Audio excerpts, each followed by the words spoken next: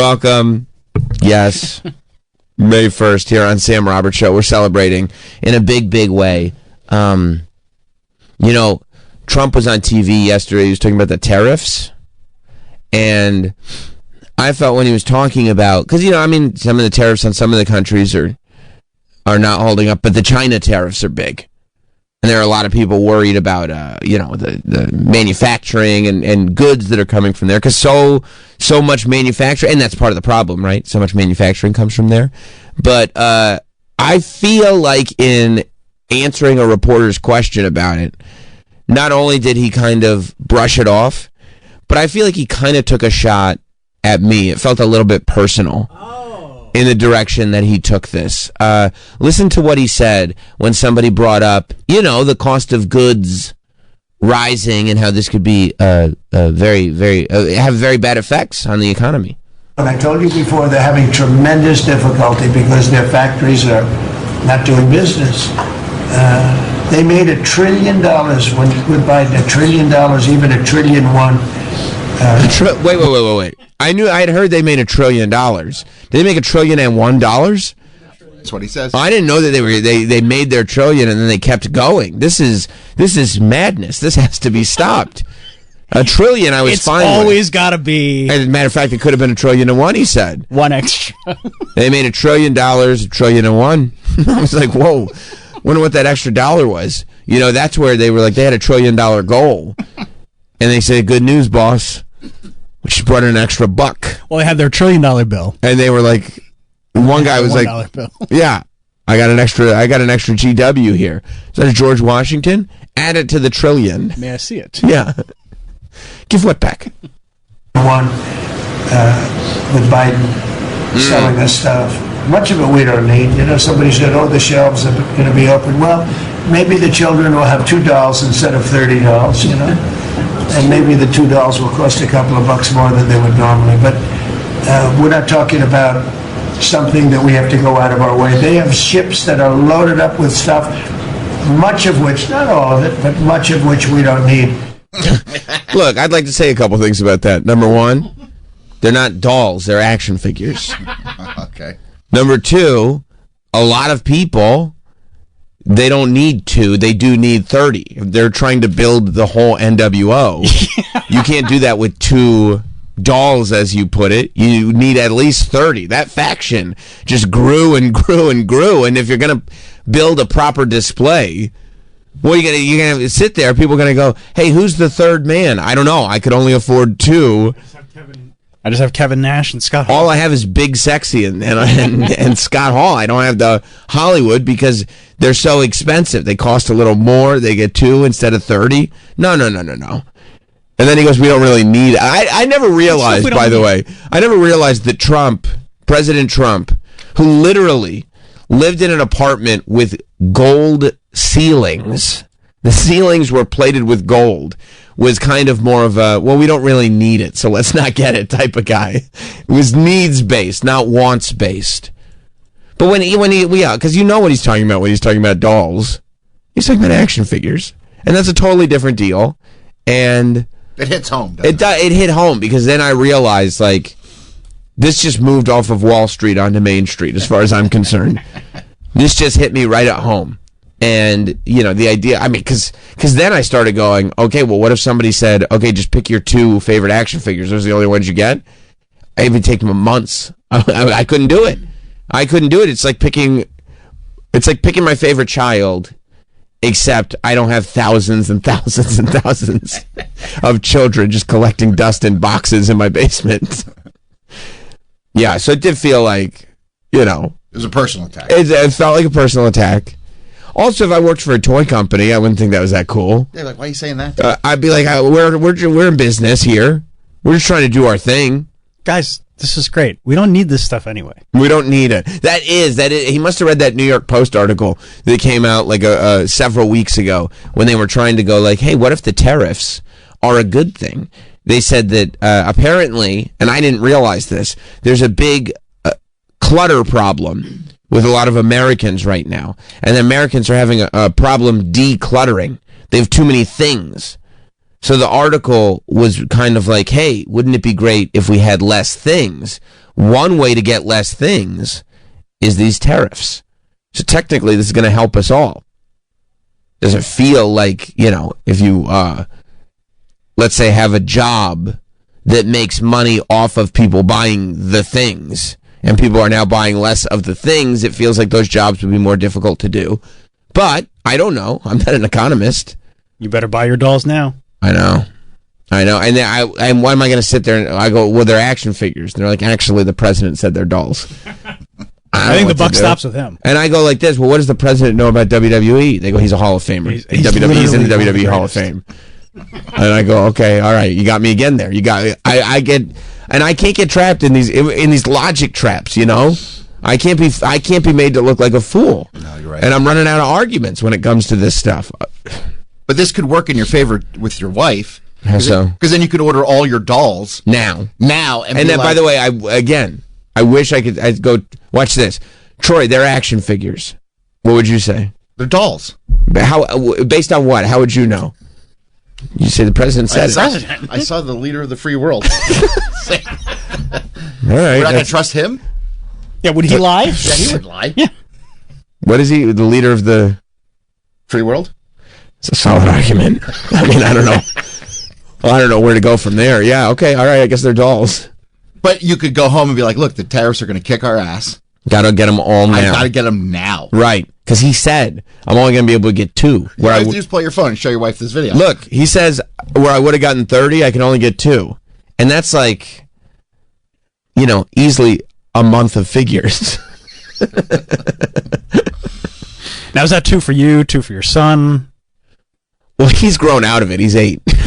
He's past it. He's more into video games and stuff like that. He's 8 years old. He doesn't need all that stuff anymore. He's more about in-app purchases now, which I don't know if there's tariffs on in-app purchases. I think Robux are not affected. Okay, well, good, because they are eating me out of house and home. I got to get this skin. He goes, I don't want to be a noob. I want to be OP. And I said, I've never heard anybody say that. But he goes, yeah, that's what I got to be. I go, okay, all right, well, whatever I got to do to keep you on the cutting edge. Because the new Sabrina Carpenter skin was on Fortnite. I get it. Is that right? Mm-hmm. Oh boy, you can be Sabrina Carpenter on Fortnite. Mm-hmm. Or did you get that? No. Wouldn't it be? It feels like a Black Mirror episode where Travis is living a second life as Sabrina Carpenter on Fortnite. Couldn't you see him doing that? 100%. Maybe not Sabrina Carpenter, but I'll bet if they did it, I could see a scenario where his daughter walks in and she's confused. She doesn't know how to feel because her dad is pretending to be Olivia Rodrigo on Fortnite. And she's like, "What are you doing?" And I'd do that. I've bought skins before. Right. Which skins have you purchased? John Wick. Okay, you gotta get John Wick. That was a buy. I think they did a Travis Scott one, right? Yeah, I think so. Right. I know they did a Juice WRLD one. Okay, yeah. So you got to do that. Yeah, I've bought very, very few skins. I could see that. Some of the skins that you buy in these video games, though, like I never buy any of them because I don't know. I felt like I really wanted to be John Wick. I get it. I get you because you want to get into Fortnite and you're shooting like blue slime or whatever at people. But if you're doing it as John Wick, it's cooler. Yeah, and you feel like a real marksman. Yeah, instead of a mark. You get it. Yeah. Yeah. No, I get John Wick in Fortnite. Probably getting rolling around every single instance you can possibly think of. You just mumble to yourself, "I'm thinking I'm back." Every single time you shoot someone. Every time I kill someone, it's because they killed my dog. And you go, "I'm thinking I'm back." Yeah. But then I saw like there are some of these like I don't know if it was Call of Duty or something where they keep coming out with skins. I think they did it like a Jay and Silent Bob skin, but I didn't realize that some of these games are first-person shooters, meaning that what you see in the video game is what you would see through the character's eyes. So you don't actually see the skin. So like so there's like a Seth Rogen Call of Duty character. But if you buy the skin, you don't actually see the skin. So you are buying the Seth Rogen skin so that other players see you as Seth Rogen, but you just see the game. So you never even get to enjoy That's right. Seth Rogen in a multicolored plaid jacket. It's just you want the players that you're killing to see Seth Rogen as the last thing that they see, which is really weird that you don't even see it yourself. That you're just doing it because that's how you want everybody in the game to realize that you are so lit that you play as Seth Rogen in a game that was originally like hyper realistic military war. That was the whole thing. It's literally Call of Duty Black Ops, and you can be Blunt Man and Chronic. Now you're just running around yelling Snoochie Boochies. Right. Well, I'm Blunt Man. And they're like, how are you Blunt Man? Well, no, if you signed on and then you played in the same game as me, you would see me as Blunt Man.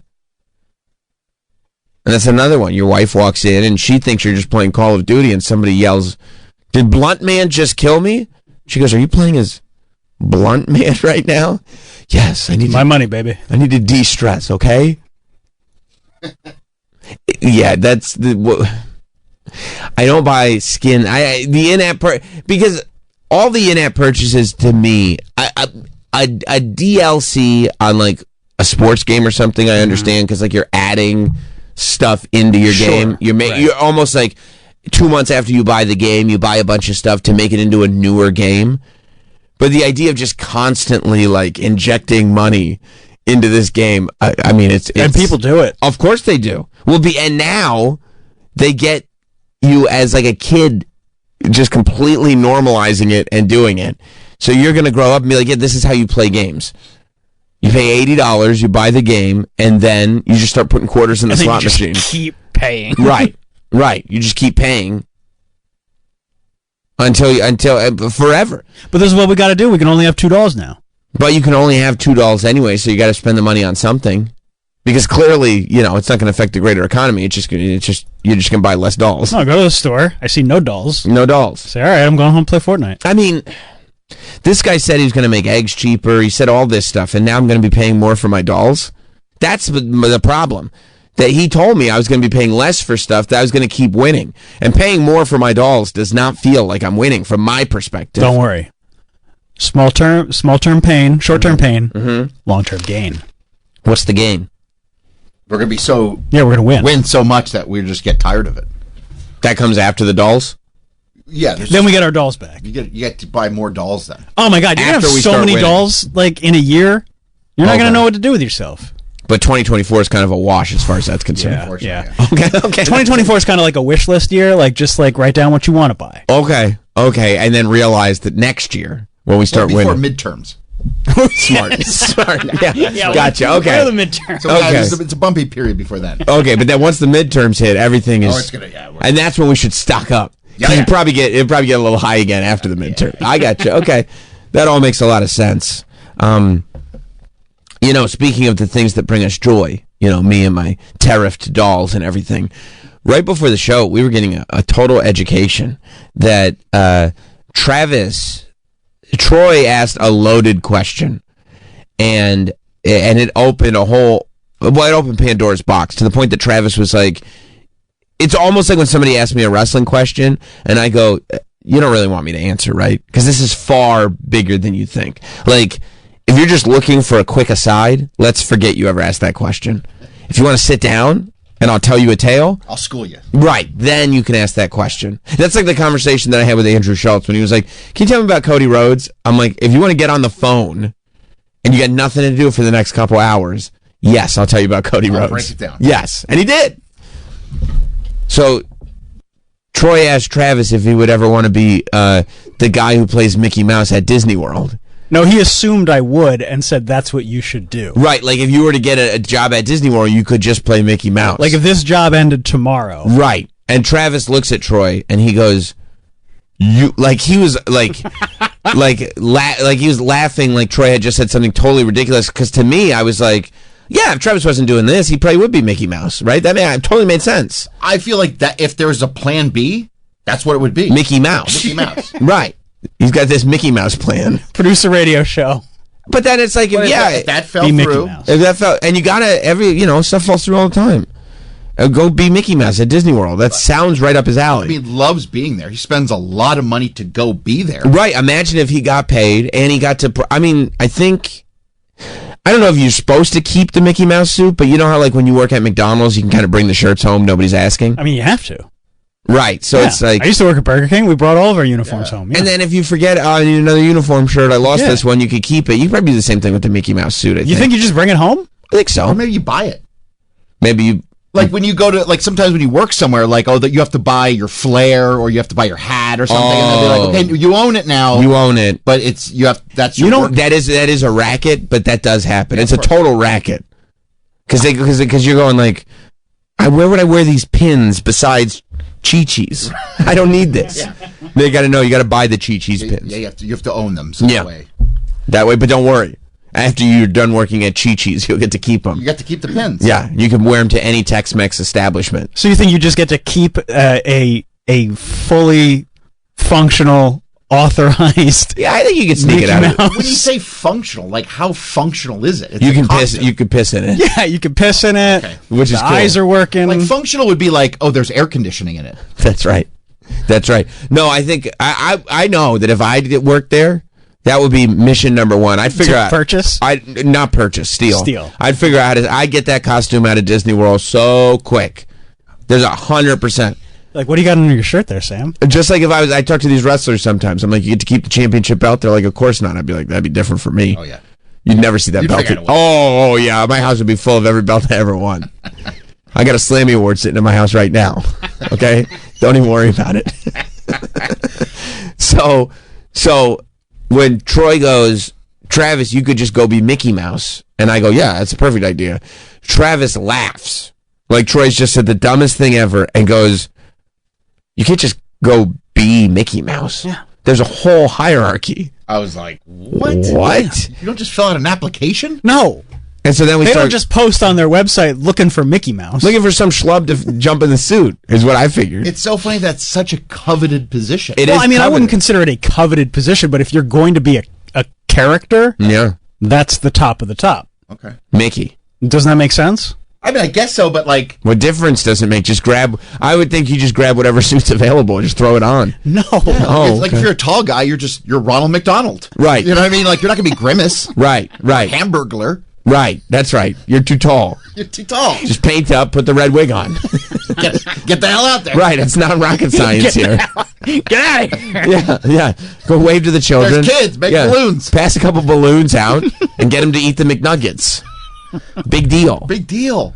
No. But Travis, and I don't know, maybe it's like the alligator with the clock in his belly is the introductory level character. I don't even, I mean, My mind was blown. I'm like, where do you start? Yeah. Smee? What happened? What happened? Smee. Travis could play Smee because he'd show up and they're like, oh, we don't even need a suit. Just put the hat on. You already look like Smee.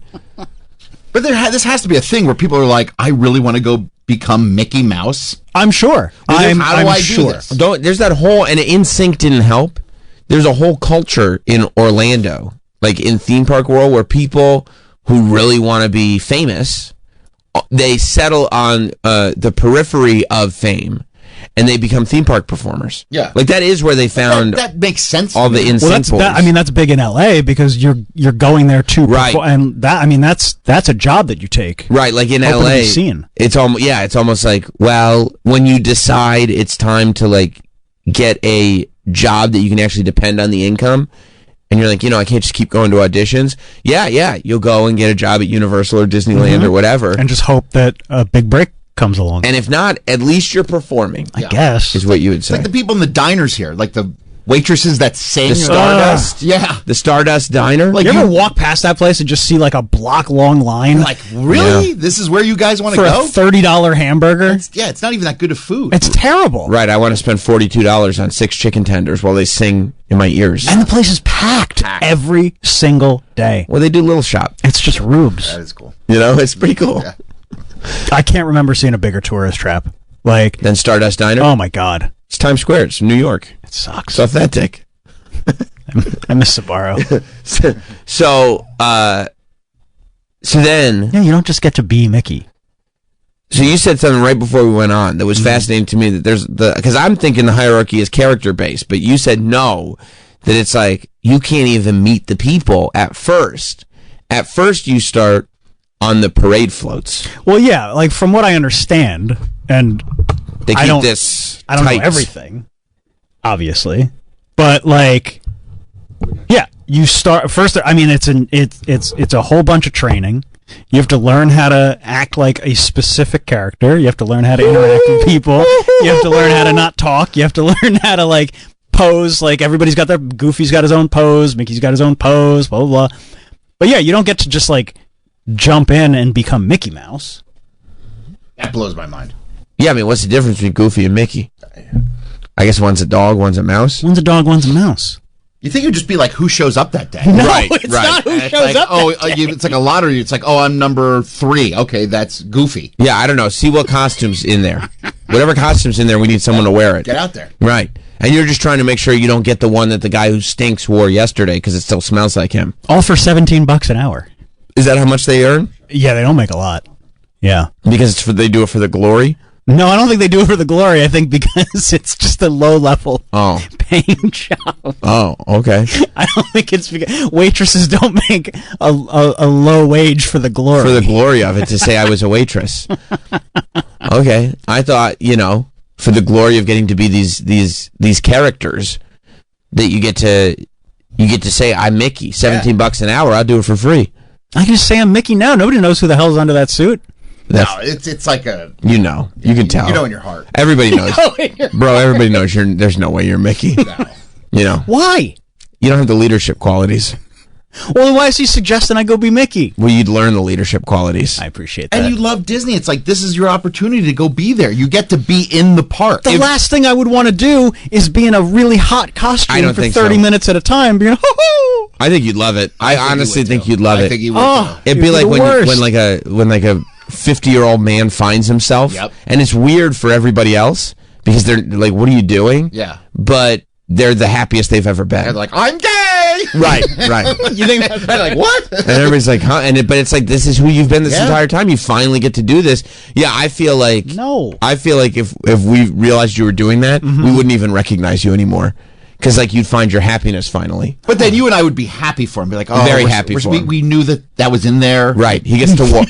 And it led to a lot of anger and aggression because He didn't get to be Mickey. You think that's why I'm so shitty sometimes? you're suppressing. And I'm like, Hey, I want to be Mickey Mouse. Right. Right. Now you probably couldn't be one of the human a characters. face character. Right, like Peter Pan. Right. Because he's got to be like, like Peter Pan wants to be a boy forever, and like that ship has sailed for Travis. Oh, he's yeah. weathered. No. He's too weathered to be Peter No, I Pan. can't be a face. They're called face characters because they don't wear masks. Oh, I thought because they were baby faces. No. Oh. Yeah, like princesses and Aladdin and, Well, you can't be a princess because the president said so. That's true. But I got to wait a few years. yeah. Or maybe not. I don't know. I see the hats that he's selling now. Right. But yeah, you'd have to be under a mask. Mm-hmm.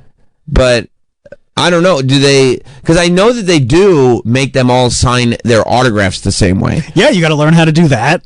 Now, is a character breakfast elite level, or is in park better than character breakfast? I bet that's on the same level. I don't know for sure.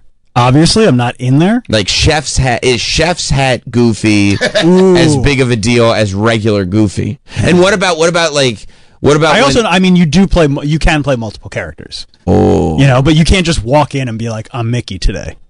right. You have to be assigned. Like you have to be Yeah. ready. They put you through training. That's why it should be like a lottery thing, don't you think? Yeah, I think so. Like, But like Sam said, like you have to know how to sign all these autographs. I mean, like Every Goofy's got to sign the but same like, way. when I worked at Sam Goody, they would just be like, "Okay, you're on the floor today. Okay, you're on the register today." Well, yeah, but okay. when I worked at Burger King, it was the same way. right, but that's what I mean. So that's what I would think. I think Disney is a little tighter of a ship I don't know why. than Sam Goody Sam Goody got it. or Burger King. Like literally today, your whole job is just to walk through the aisles and just pick up all the broken CD cases from people who stole stuff. That was a job, and I would think like that one would be, maybe Jafar. You know what I mean? If I could be Jafar. Jafar wears a mask. you could be Jafar. Honestly, you could probably do Jafar without the mask. I think. How dare you? If you shave the beard and just like Jafar's just a lot of hair, mustache. right? I think. But he wears that hat. Oh, He wears the yeah, big hat, so I think he'd be okay. No, Troy, I don't want to just go be Mickey. that doesn't make any sense to me. That Seems doesn't and the autograph thing, like, what is the training to learn how to write Mickey's autograph? Well, you gotta do handwriting training. You gotta be able to forge his signature. It's gonna be like Pawn Stars where you're like, well, look at this one, and then this Mickey did this, and then Listen, Well, no, I would think it's ridiculous, but last time we went, I went with the children, so they got the character autograph books. That's what these kids love to do, right? They love to go around and get autographs from the characters. And at a certain age, they care way more about getting autographs and pictures with the characters than the rides. Yep. At all. Like my kids, when my son was probably 6 the last time we went, he didn't want to go on any rides at all. He just wanted to meet characters the whole time and get autographs. And we met Mickey at the park, and then we met him again at character breakfast. Signature matched. Really? And I did it. I took my jeweler's loot, or whatever they're called. The little eyepiece. I took it out. And I checked everything. I checked the curves. yeah. Okay. They probably have to go through a forensic handwriting expert. Yeah, you got to be able to submit that to PSA and get no rejections. That's right. I feel like you could handle that, though. But I mean, He's a detail-oriented guy. but what I'm saying is there's things to learn. Okay, so you don't get just on walk it. in. You So gotta get start- on it. you gotta I have start- a job. I'm right here. Look, when I started working at Sam Goody, the Get first on day I had to watch that video in the back room to figure out all the methods. And you could get a head start, right? Like I'm sure it's on YouTube somewhere. I'm like, sure. what And I'm the- sure he's watched it. Because he loves all that behind-the-scenes stuff. Yes. I'm sure he's watched Oh, it. we're doing the behind-the-scenes tour this time.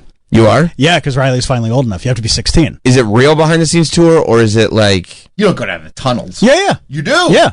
Oh. I hope you see a dead guy get help. I don't think there's going to be any dead. You know what would be great? If they took him down in the tunnels, they blocked up the entrances and exits. Just leave him stuck in the tunnel. Just me? Yeah. Yeah. They all have their way with you, me. You go first, honey. You go first. Block them up. No, Right. I'm super excited for that. That's going to be fun. So you're going to go in the tunnel. I'm surprised they do that. Doesn't that take the magic away? I mean, they take you to specific places, But you'll be able to go from like Frontierland To Adventureland? to We'd be like, how'd I get Adventureland here? like nothing. Yeah. Boom. That's like 5 hours. I can't wait. 5 hours. Yeah. Do you get to ride rides? Yeah, you get to ride Oh, a few, okay. yeah. Yeah. And lunch. See, it blows And my lunch. mind. Blows my mind. He wouldn't want to be a part of this. Right. Every day. Would you want to go on a 5-hour behind-the-scenes tour of Disney? I can't think of anything less that I'd want to do. Yeah, hit me Oh, in it'd be like... fun. You get to learn about stuff. If you tell me it's about... Even 45 minutes seems a little lengthy. You wouldn't go on a 5-hour behind-the-scenes tour of the old WWE Yeah, but factory? guess what? What? I got a job at WWE. Yeah, no. That's- If you I mean, I didn't think- have a job. But I think that's the point. I got a job at WWE because I'm the type of person. Yeah, I would that work take for a Disney. 5-hour I just don't want to You be want to be Mickey Mickey Mouse. Mouse. I don't know. That's the whole point. There's I think- thousands of jobs. I think you may try. Well, you're not going to be an Imagineer. No. You don't have the background. I'm not for creative it. enough. You're not creative. You have no engineering experience at all.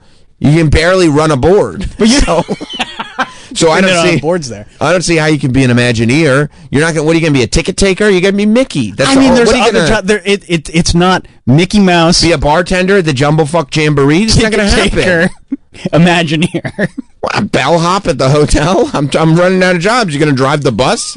You're going to drive the Magic Express? I don't think so. It's a company, just like this place. Yeah, but Just you're because you work at WWE doesn't mean that you're a wrestler. There's other things to do. I'm close though. I'm wrestler adjacent. I don't think you are. I You hang out- interview them. I hang out with the You wrestlers. get lunch tips from them. I do. Yes, I do. Yes, I do. Yeah, but like No, it's not just like, hey, I want to work for Disney. Oh, what do you want to do? I want to be Mickey Mouse. but you don't want to work in corporate Disney. I would love to work in corporate Disney. Bro, you want to be in the park. I don't want to be in the park. That's bullshit. I don't believe that for a second. so hot. Why would I want to be in the park? You wouldn't even I notice. love air conditioning. You wouldn't notice the heat whatsoever because you'd be in paradise every day. What, walking around being Mickey? Of course you would love it. Because you know why? Because everybody would go, that's the That's king the of the fucking park. man. That's the king of Disney World right there. And by the kids way, punching me. by the way, Mickey at the park a lot of times is not walking around. He's got a separate room. Oh, yeah. Oh, that's a The good meet point. and greet room. I remember. But I got to get there. standing on you go through the tunnel. No. I mean, I have to get to that point. There's a lot of suffering that I have to do first. Yeah, but you would love it. A lot of parades. Oh, you'd love the parades. Are you kidding me? Mickey gets to ride on the last one, and every half hour, you got a crowd of people going, "Holy shit, it's Mickey Mouse! Mickey. This rules!" And all you got to do is wave to him. You would love that. For $17 an hour? you wouldn't even care about money anymore. You get to perform and be fabulous. Finally, Yeah, that's what he wants. of course you do. And you get free Dole Whips. You get free Mickey waffles. Imagine the amount of Mickey waffles he would eat. They'd tell him, you got to stop eating all the waffles. You're getting too fat for the Mickey suit. Oh, Because you get freebies. They probably give you a free cup. You get to go to all the fountain Oh, you think that- sodas. okay. 100%. There's so many perks, bro. They hook it up. You'd be stoked. I can't believe this isn't like crossing your mind. It's like, It is. He doesn't want to admit it. You know why? Because it's such a. You ever meet people, and it's a scary thing. Having a dream that's a real. Yes, it is. Having a dream that's a real dream is a scary thing. Yes. Because what if it doesn't come true? Right. And then you have to admit that you want it that bad. It's like that fear of failure thing.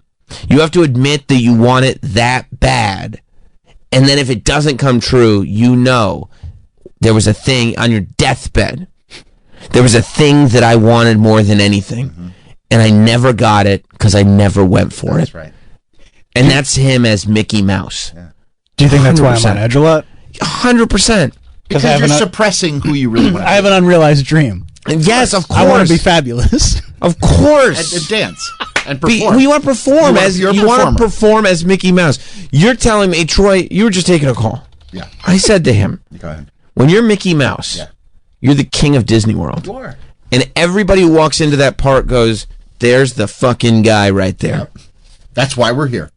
You don't think he would want to be that guy? Of course he would. It's literally his favorite place on the planet, Disney World. Literally. He's like running himself into the ground financially just so he could be there again. He's going into severe debt. Severe debt. Yeah. Like, And he's going down at the worst and by the time way, of year. and by the way, None of this is my and by the way, his daughter's going to feel it later in life. When she goes, there's nothing left. And he's going to say, well, you wanted to go to Disney World. did you And have she's fun? like, you gaslit me into going to Disney World. I didn't even really want to go. You think I'm gaslighting her? A little. You think she wants to go somewhere else? She'd prefer it. Okay. Who wants to go to Disney World for a Sweet 16? especially for the 50th time. I mean, yeah. I watched that Super Sweet 16 show over and over and over again. I didn't see one Disney World episode. Not one. Zero. Let's be honest with you. Like, it's cool, but it's like, okay, you've been there, you've seen it. Like, okay. Saw it. I haven't been on Tron, Tron. and I haven't been on the Guardians of the Galaxy roller coaster. Sure, it's totally different. So, get out of here with the whole like you've seen it and done it. No, that's true. He hasn't done the Tron ride. Tron. Okay, we need Tron. We love Tron. That looks awesome. I'm sure it is. Tron. Is it worth going into debt for? Into debt. It's not about me. Into debt that is going to put your family back generations. Generational Yes. debt. Generational debt because of this trip. Because you don't want to wait on the lines. Oh God, no. You know? Yeah. It's terrible. It's so hot. Yeah, no, dude. There's no way you could convince me. That's like if I said to you, no, I would never want somebody to slam me through a table. You'd look at you both. Everybody would look at me and go, "That's total bullshit." We all know you would want them to get slammed through a table. It sounds so fun. And I would say, you know what, guys, you're right. I would love to. Maybe I will never do that, Every single day but I would love to get for slammed. 8 hours a day. 100%. If that were my gig, yeah. And they go, a gig. and they go, what do you get paid to get slammed through a table every day? I go, I don't even know. I don't even think about it because it's my dream. He's over here talking about $17 an hour. Like, he would never even be thinking about money anymore because he'd be living his paradise. Yeah. I mean, I still have a life. That would be your life. You live in Florida. Yeah, Awesome. what would you do? You'd take off the Mickey outfit, you'd go home, you'd look at all your Mickey statues. Yeah. You'd wait. This is what you'd do. You'd sit in a chair. No, you'd, because then I'd be like, I'm looking at myself. you'd sit in a chair. This is what you would do. Go ahead. Because you'd have to move to Orlando, obviously. Of course. Which is a great thing to have. I'm not against Right. that. And You got me there. you would sit there. Maybe a couple times a month, you'd hang with Troy. for But- sure. For sure. Yeah. But other than that, We'd go you to would- Volcano Bay. you would get home from work. I like that. You would sit in a chair, and you'd wait until the next time you got to go to work. I would just. That's it. What do they call it? Free ball? Yeah. You'd just be sitting. You'd have a cozy chair. Raw dog. Raw right? dogging. Free ball. Raw dog. You'd free ball Free ball. too. Free ball in Mickey's outfit. That's right. You would do because that'd Right. be your outfit. You'd own it. I would get home, You'd sit in your chair. raw dog, Yeah. eat some dinner, obviously. Watch Snow White. Watch the white, Probably, yeah, the new version. New version. New version. That's your favorite Disney movie. The new version, live action Snow White. You'd put on in the background, and you'd stare out the window, and you'd just look at the sun, and you'd wait for it to go down, and then come back up, so you could go be Mickey again. Can I ask an important question? Sure. In this scenario, where's my family? I mean, you forgot about them a long time ago. They left, and you let them leave because some things are more important. But they would love to live in Orlando. They probably still do live in Orlando. Oh, just not with me. Not with you. Because Down I the street. Yeah, it's like literally right down the street. You never see each other. because I've realized my dream Right. There are things that are more important. being fabulous. Performing. And performing.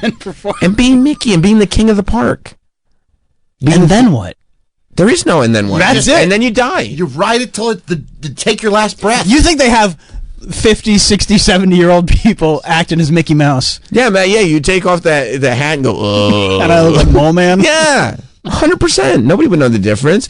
You'd smell all musky in there like an old man. Imagine how heartbreaking that is for people like, hey, man, just to let you know, you can't be Mickey anymore. You got too old. Yeah. Like, you'd just be like, It's all I know. this is my...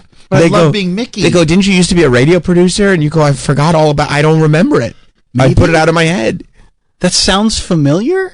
Yeah, I don't know. I don't know who that person was. It's like when they have to let the old wrestlers out to the pasture. Right. Like, it's just so Do they let them out to sad. pasture? They do. They go, wait, go to a high I school thought they just gym. keep coming I'll back do a and coming back signing. for Yeah. one more match. Yeah. That's the same thing as Mickey. Steve in Orange County. What's up, Steve? 866-969-1969. By the way, you want to call Sam Roberts Show this morning. What's up, Steve? Hey, good morning, Sam and the boys. I had a daughter, a niece who was very woke. Nice. She went to Disney twice on some internship kind of. She was going to be a princess in all the fabulous shows they put on. That's great. But Disney discriminated against her because she was an inch too short to be a princess. Oh, So she came back with her yeah, she was, So she came back with her ass in her hand. I can't be a princess. She was regulated to being a hostess at one of the restaurants down there. Oh, she's So it sitting wasn't here. That's It terrible. wasn't so fabulous. I'm sorry, Steve. I hate to hear that she came back ass in hand and had to just be a hostess. But I think Travis would be happy as a hostess at one of the restaurants. Guys. I think, yeah, my ass is in my hand here. Where's your hat? No, my hat's on my head. Ah, My hat's on my ass is head. in my hand. Ass in hand. Yeah. By the way, if Ass in you're, her cock. if you're if you're listening on the Sirius app, there's a little button now on the app that's like a little phone icon. You can just tap the button, and then it'll call Troy right there. Yep. If you just tap the button, you want to call the show. Standing by to take your call. That's right. Just tap the button on the app if you're listening on the app. I think it's a direct line to Troy. That's right. Look, it's right there. Look. Look at that. Boom. I hit that little button, There's a little button. and it says, All right, hang call on. Troy. Hang on. Call Troy. What's wrong? Somebody hit the button. Oh. Somebody hit the button on the app. Sam Roberts Show. What's your name? Okay, you don't need to have the mic on. Are you on? Yeah, you could... Oh, you. Oh. No, it's not me. Oh, I thought it was you. No. I'm right I here. thought you were doing a bit. No. Oh, what should we call Troy? Andrew in Pittsburgh. How's it going, Sam? Good, Andrew. How are you? I'm doing great. Well, first off, I could totally see Travis wishing he was a Make-A-Wish kid, so his wish could be being Mickey. I think he's just playing you guys. I You do guy with too. fake cancer to be Mickey? I think it's his ultimate I dream. mean, yeah, I wouldn't be surprised. Yeah, I haven't thought about it. It's not a bad idea. You thought about it. yeah, he did. But my dad did the college intern program in the 80s, and he's at Disney, and he said one time he was walking through those tunnels and saw Mickey holding the Mickey head while smoking a cig, and it totally ruined the magic of Disney for him. That's what He said it was never the same. Yeah, you're not supposed to do that, but that's so funny. Even as an intern, he was like that's supposed to be kind of the inner circle, and it was like, no, that destroyed the whole illusion. Also, I also love that in the 80s, like there was a possibility of Mickey like just reeking of cigarette smoke when you met him. Oh yeah, he said that internship program was crazy. They would go on on their off days.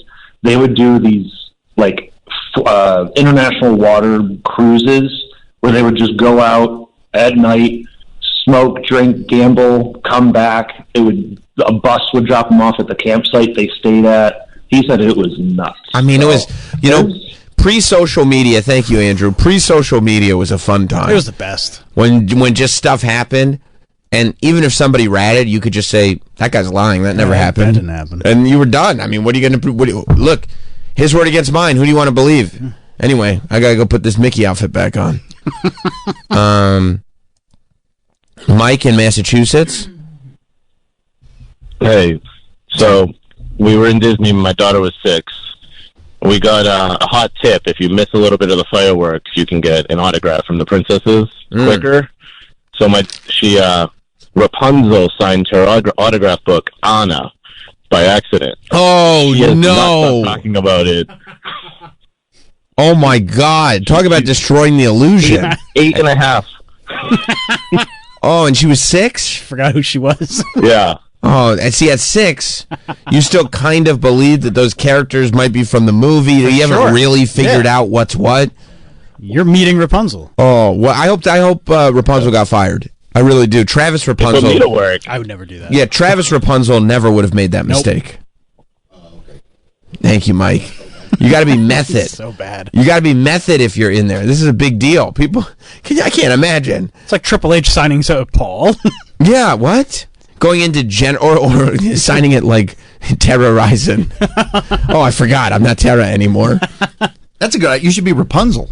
Why is that a good idea? You gotta start somewhere. You do. You do. I can't be Rapunzel. Why? She's a face character. I don't look anything like Rapunzel. You shave and throw a wig on. You look a little like Rapunzel. You think? Put a little makeup on that face I'd have of to get yours. contacts, though. You wore a wig for Halloween. You look great. I You look appreciate great. that, You man. did. That was a good time. You did look great. You've got the frame for it. Let me find my mouse. There it is. Let's go I'm to... right here. Oh, I like that. See? Now you're living the gimmick. Kramer in Pittsburgh. Our pal Kramer. What's up? Yeah, man. Hi, me again. I understand, like, Sammy, he went and he played with wrestling dolls, and now he does the wrestling thing and makes money, and Hell yeah. Troy did Hand the over fist. music thing, and Troy makes money doing music. Hand over fist. And then Travis, I don't understand, like, buddy, whenever I was growing up, I watched the Disney stuff too, but the first time I saw a pair of titties, I never watched Fantasia again. You never seen titties, Like, Travis? how did you Still waiting. How did you stay with it? Where did this come from?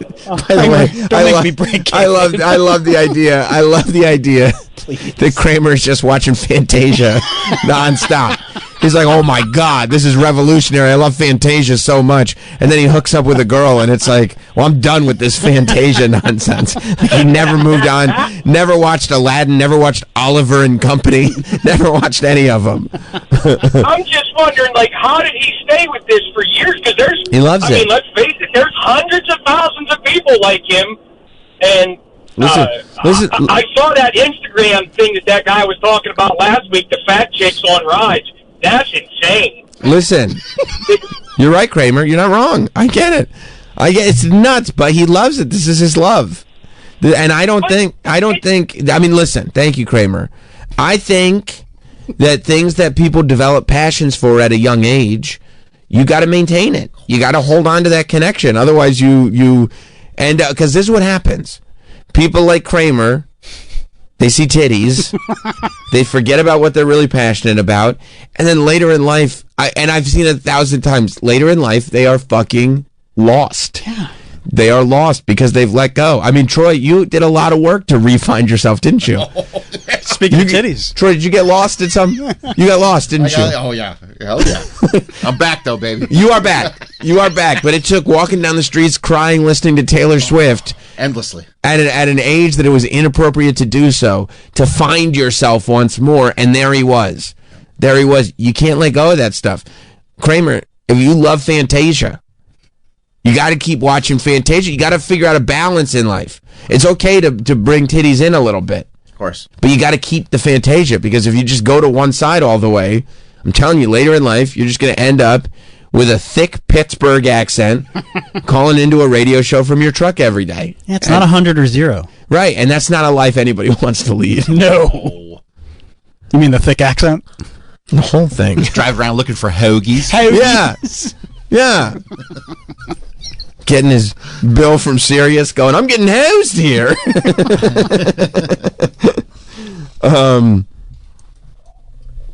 Let's see. Kyle in Alabama.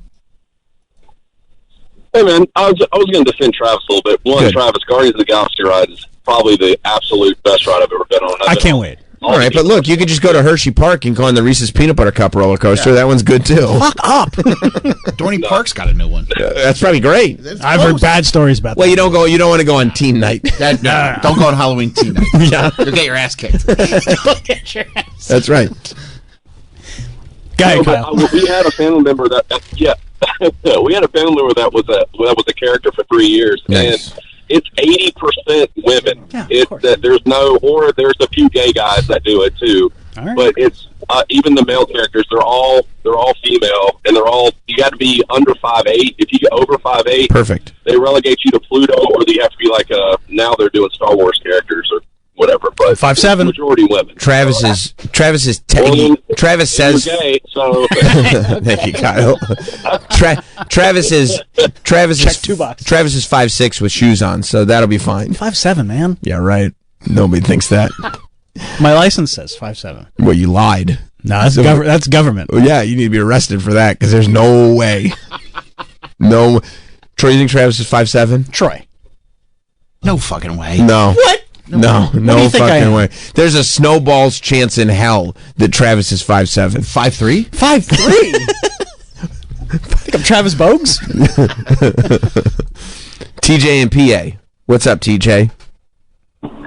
So, have you heard about the Disney conspiracies that go on in Disney World? What kind of conspiracies? Tell me.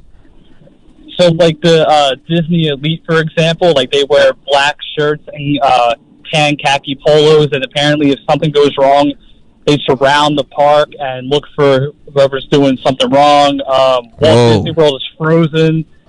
And so one story about this. I was in Florida. Wait. The second one there. I'm going to tell you right now, TJ, based on this phone call, I believe in the Disney World Secret Police. I believe that one. You just said Disney World is frozen. Now, I've been to Disney. Walt Disney. Oh, okay, because I was about to say, it would have melted for sure by now. It's so hot. So you believe about the Disney police? I believe the Disney police, and I'll go with you that Walt Disney's frozen. I'll go with you on that too. So I have a fun story about the Disney police at one point. Nice. So I was in Florida about 2 years ago, and we were in Orlando, my wife and I, and we saw some dude in a black polo shirt with khaki pants just walking around looking for somebody. It was really bizarre. Bro. That was 2 years ago, so I don't know if you true, dude. encountered them. It's true. Thank you, TJ. You can't be Disney Secret Police, though. Why? You don't have the authority. Like, nobody would take you seriously. You'd be like, you have to leave the park right now. People go, or what? Yeah, what do you Or do? what? Fuck you. Yeah, shove him. Eat shit. Yeah, because what would happen, right? No, seriously. No, seriously, guys. Fuck you. Imagine if you see somebody in a Disney Secret Police uniform, but they're stuck in a garbage can by their ass. Like when somebody picks you up and puts you in a garbage can ass first, so you're like sitting in there, but you're kind of sunk in, so you can't get out. Yeah. The whole Disney Secret Police operation would be thrown into catastrophe. Nobody would take him seriously. Isn't that one of your guys over there in the garbage can? Yeah, we thought he was going to be Pluto. But I don't know how he got this job. Yeah, why don't you be Pluto? Pluto doesn't talk. None of them talk. Oh. Well, Pluto, the character, doesn't talk IRL. Right. So you could be But him. like Goofy doesn't talk.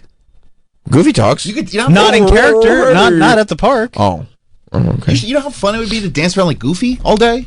Oh, yeah, you get to wear that vest. Who cares? I can't believe this. This is blowing my mind. He's not like, He's this is a blocked great it. idea. He's blocked it out. Doesn't this seem like this is a no-brainer? He wants it too bad. Why would anybody want to do that? Everybody wants to do that. You want to do that. Weirdos that are obsessed with Disney. I'm like not you. obsessed with Yes, you are. Disney in that way. You're unhealthily obsessed with Disney. He goes, I'm not obsessed with Disney. Anyway, I got a Tinkerbell statue at home. I mean, that's Okay. just a cool statue. That'd be like if I'm sitting there, once again, looking at my Slammy Award, going like, I mean, I like wrestling, but not like that. It's just, No, be like, what are you talking? Shut up. Dude. Shut up. I got Tinkerbell, I got Figment. Don't you have an acrylic on velvet painting of the Undertaker? Yeah, everybody has that. Do you Big have deal. Mankind's smelly shirt? No, it doesn't smell. I mean, you just like fine art. Yeah, it's just art, dude. It's just display pieces, whatever. I don't like wrestling. Like, what's he talking about? I can like something and not want to. Strange, dude. Strange. You got a Tinkerbell statue in your house, dude. Next to your rum, and that's your most precious possession. You think I just put all of my... Everything I love goes. If there's here. a fire go here. Grab this stuff, the alcohol and the Tinkerbell statue. It's ready to go. Yes. Chris the teacher. What's up, bud? Oh, boy. Hey, morning, guys. Been a while. Yeah, man. So I dated a Cinderella princess character after college. Whoa. We got set up together. She was quite beautiful, but she had just that fucking Disney weird energy, and she kind of just discovered where degenerate I am, and it didn't really work out. What's the Disney weird energy? Is it a morality thing or just a worship of all things Disney? Morality is a great word to use. Just an overall positivity, like an air of happiness, which does not fly with me. No, I could see where that would not mesh well with your day to day. Chris, so you want to know how it ended? How? Yeah, Chris, I'm going to tell you right now. Matter of fact, I do. So I don't know. We fought a lot, and which is not good for her. She was very positive. I wonder whose fault it was. I know. I don't know what happened. So she ended up right afterwards. She ended up fucking one of the dancing bears. I don't know what character it is. There's 3 dancing bears, and it was all over her Facebook. Oh no! And you didn't? Were you still with her? No, but it hurt. Oh, not one of the. Who are the dancing bears, Travis? Oh, probably the Jamboree. Listen to him pretending he doesn't know. He fucking knows every bit of it. Is that at the Magic Kingdom? Yeah. Country Bear Jamboree. Yep, that's it. Oh, she went into the Jamboree and fucked one of the bears. That sucks, dude. Look, it was probably Bears better. Are cool. It was probably better for her, honestly, than sticking with Chris. I don't know. Look how good I'm doing. Chris, I know you're not doing too well sometimes. Do you ever think?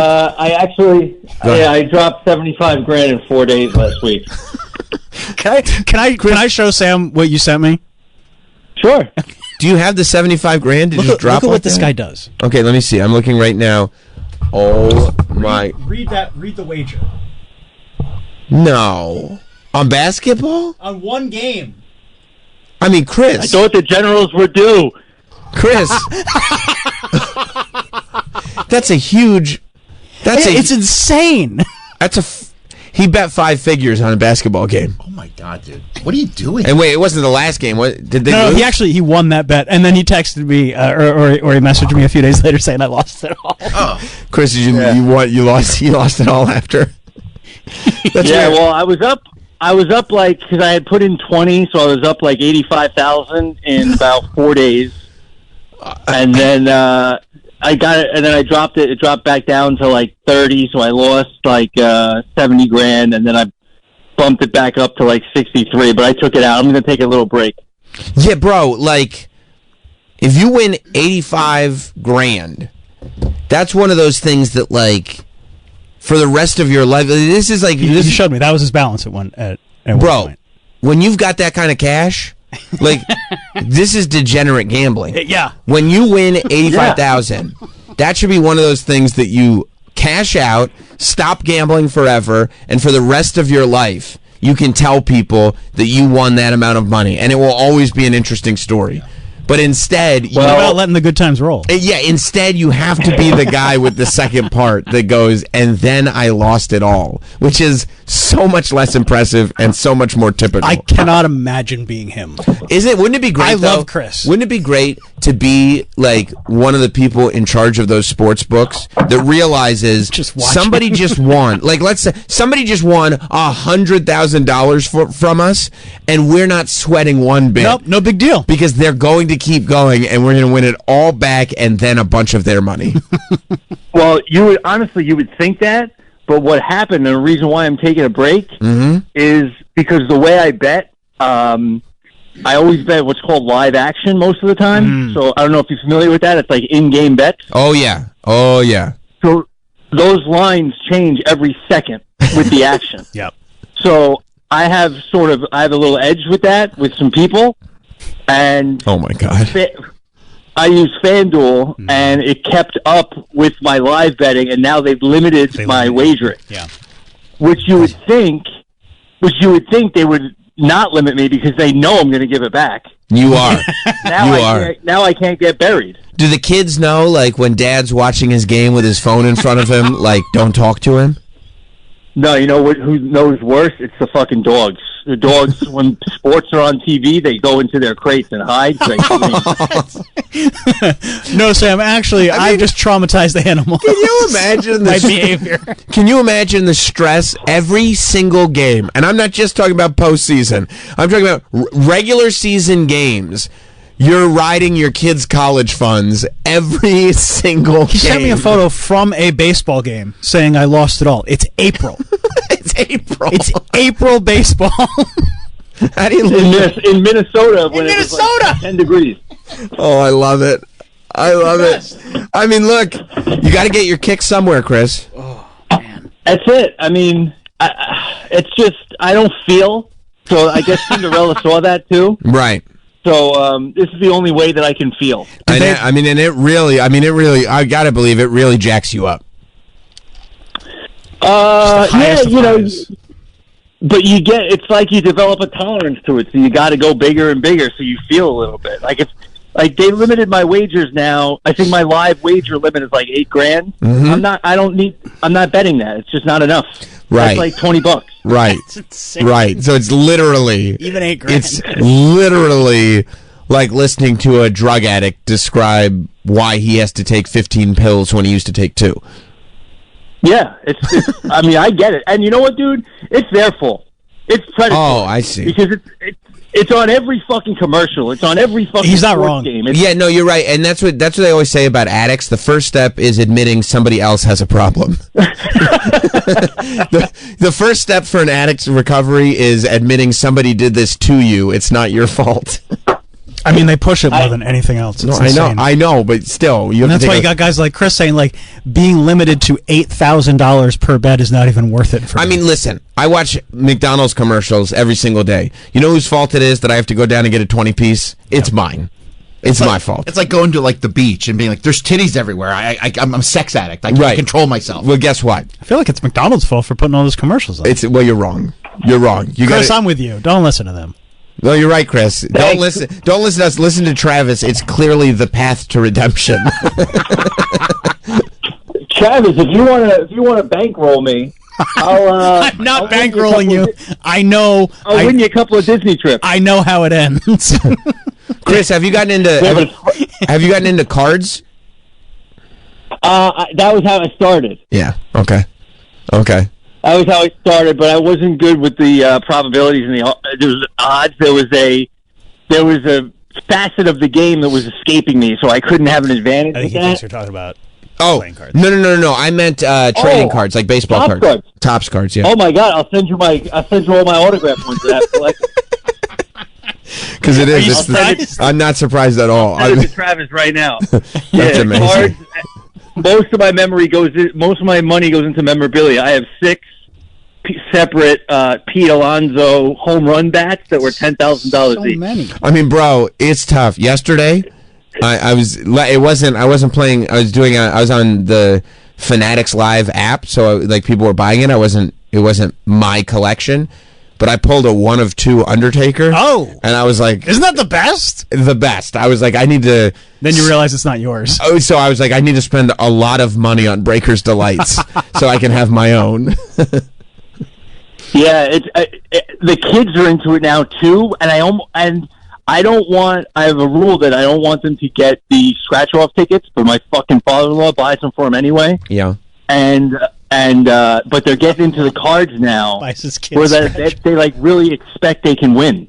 Like they really expect they're going to get something, and it's all just base it's garbage. It's always garbage. Yeah, of course. Yeah, I mean, well, you know, there are. That's how it's high market like collector packs, and then there's the stuff you get at Target, which is meant for kids to just have fun collections. And you'll pull something good sometimes.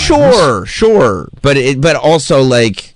They're like, hey, if your father's a degenerate gambling addict who yells at his father-in-law for buying his kids scratch-off tickets, right? As if he's not the one doing all the damage because he thinks the commercials are the main problem. Chris, don't change. No, you're the best, dude. I love it. You're the best. You gotta feel, Chris. You gotta feel. Yeah, send me. I'll show Sam. Yeah, yeah. I got to feel something, guys. You got to. And hey, how about those Mets? They're winning. And then you know what, Chris? I would put money on it. They ain't gonna stop winning. Nope. Probably gonna win tonight. I stayed home today so I could go. Perfect. Smart. Take that time off. Live betting. Yeah, right in person. What do you do for a living, Chris, the teacher? Yeah, for 13 more years, and then I'll be retired. The countdown clock is on. Then you can gamble full time. Yeah, that's gonna be bad, especially because my wife, if she stays around that long, my wife won't be retired for 3 years after I retire. So that's a lot of alone time. And how old are your kids? 13 and 11. So they'll be out of the house. So they'll be gone. Oh, bro. Your wife is going to... You need a co-host. Dude, your wife is going to resent you so much. You're going to be such an I don't have to do anything, stay-at-home degenerate. He's going to be up at night betting like women's Chinese basketball. 100%. You're going to... Yeah, you're going to... Yeah. I'm big with the tennis, with the like Iranian tennis, and because it's in the morning while I'm working. Right. Sure. And then, while I'm working. Yeah. Like it's a desk job. All right, kids, watch the video. I got to gamble on Iranian tennis. Yeah, but U.S. sports aren't on yet. Right. No, that's true. Yeah. And then your midday action when there's really no sports that have started yet from like 2 to 5 is like the Brazilian basketball league and Eastern European basketball. That's how you get through it. I get it. I was in a gas station store the other day, as I usually am, and they have the like lottery systems that are like hourly, like how lottery does, and they do it every 4 hours or whatever it is. And literally, the lady that was ringing me up had to go, "I'm sorry, sir, would you wait just a moment?" Because she realized there was only 1 minute left on that midday lottery, and she had to grab her ticket real quick before she rang me up.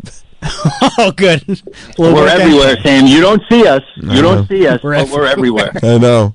Thank you, Chris. Excellent. Love you guys. Excellent. You're the man, dude. Bye-bye. Yeah. Dude, he'll send me these screenshots, and I just can't believe it's real life. It's unbelievable. I mean, we know it's everywhere. I saw Rich Voss on Gutfeld last night. Oh, he's gambling? He wasn't. I mean, we know he's a gambler, but he had this, I think it's new. He had this giant Star of David medallion. I saw it on Rogan. That was like on the outside of his shirt. And by the way, shout out to him for being on Rogan. Yeah, I love that. That was awesome. Love that. I love seeing Rich everywhere. Yeah, me too. Especially because he's exactly the same. Like he was literally on Gutfeld last night, kind of hitting a good punchline and then missing the second one, and then saying on television, "You know what the problem is? I get greedy and I keep going." And I'm like, "Rich is rich is rich." Let's go to John in New Orleans. What's up, John? Hey, Sam. How you doing? Good, buddy. How are you doing? Doing well. First off, Troy was amazing as a call taker this morning. That's great. Troy. That's great.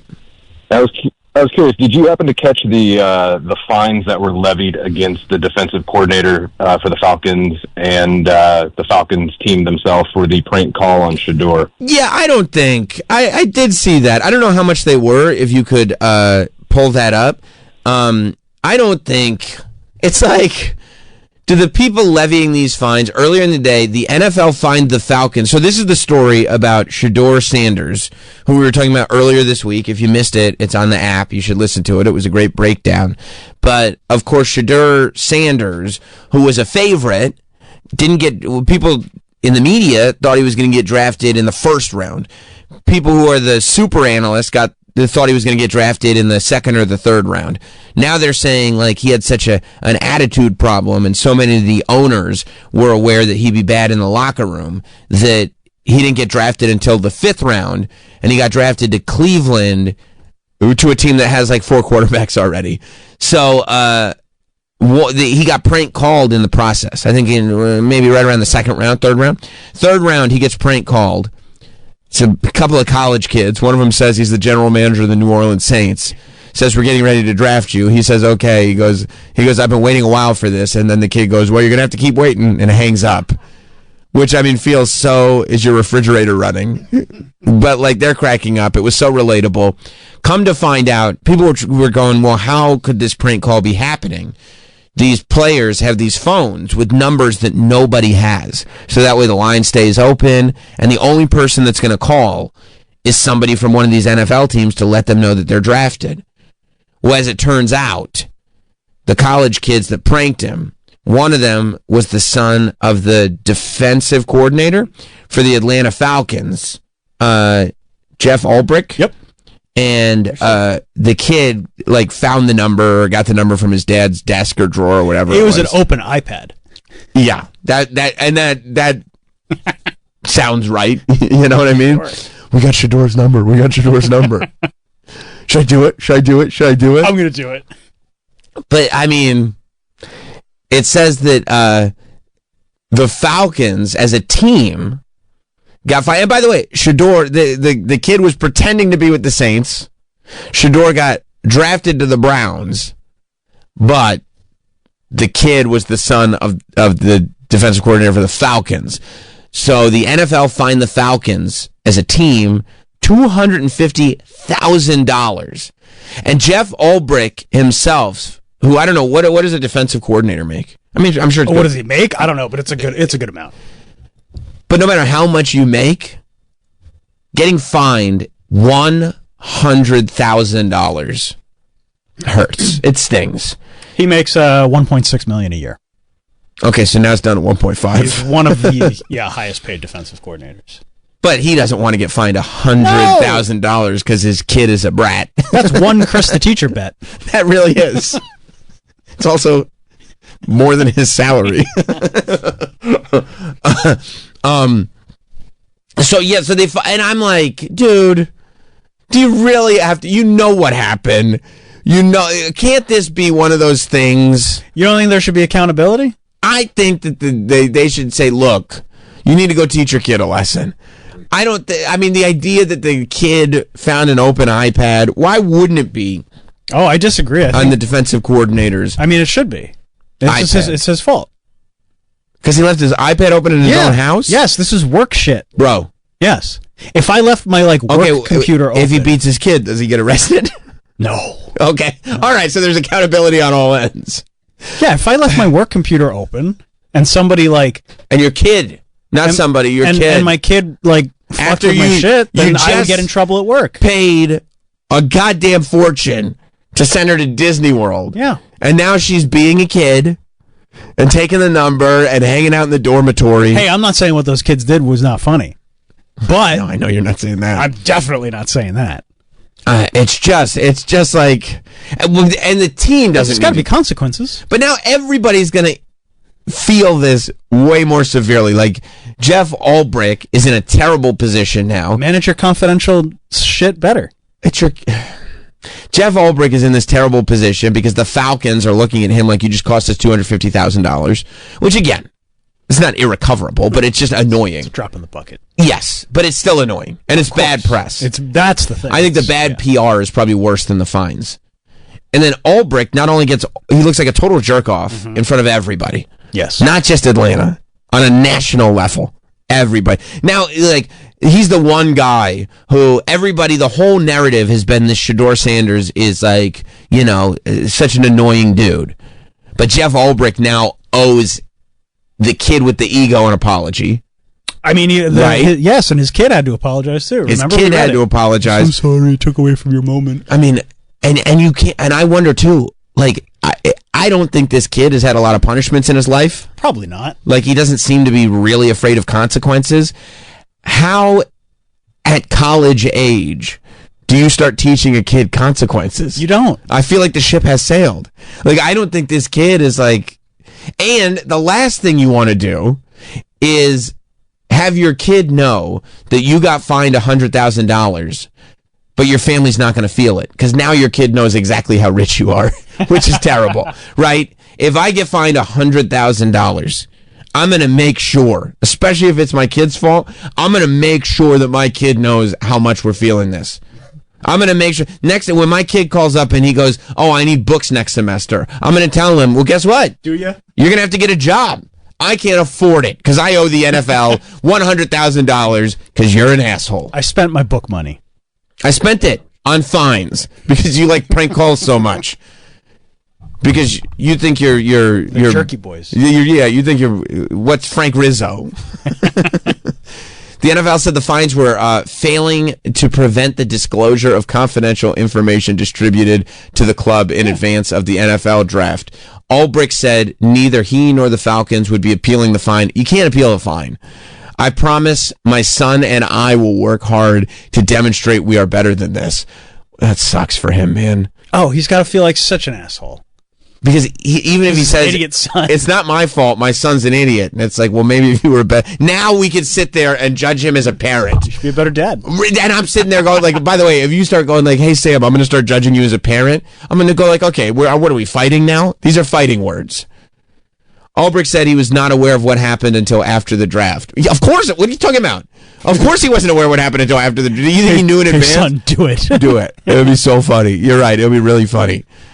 And he was, quote, not happy and shocked when he was informed. I believe that 100%. Yeah. Most of the time, these statements I feel like are nonsense. This time, I think that statement is true. I don't believe his son's statement. No, his son's statement is false. I believe. I don't believe he's sorry at all. I mean, I tell you what. I tell you what would happen 1,000%. Go ahead. If this happened when I was growing up, the way I was raised, if this happened to my dad, he would 1,000% make me pay him back $100,000. He would make me pay him back $100,000. And I mean, I'd be 35 years old. He wouldn't forget. He'd go, no. You got that payment coming? Right. Whatever it is. And he'd figure it out. This is the type of dad. He'd figure it out how like, no. I'm not going to take your whole paycheck because you can't live. You need to figure out exactly how much you're going to live off of. Because 20-25% of that paycheck needs to come to me. And here's what else my dad would do. He'd go, and you're right, you do need money to live. I can't take your whole paycheck, but there's going to be an interest charge with it. There would be a compounding interest charge with it. He would turn it into a financial life lesson. Because, I mean, bro, when I was growing up, I'd be whatever. I was probably whatever. I don't know. I was a kid going into the store. They had a new set of action figures. I didn't have $30 at the time to buy them all. I'd have $10. And I go, I need an advance on my chore money. Dolls. And he go, yeah, the president, I forgot. And he go, okay, well, I never ever got gifted money.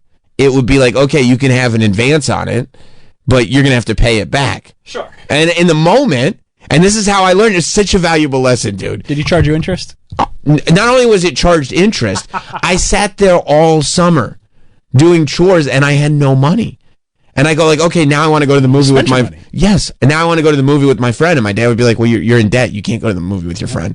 I thought about that. Right. You can't pay for the ticket because you owe me $30 for your dolls. And I'd be like, well, what am I going to do? He's like, you're not going. And there'd be no life lesson. Right. And there'd be no like, okay, you've learned. Here's the $30. It's like, no, you're not. It's not happening. It sucks today.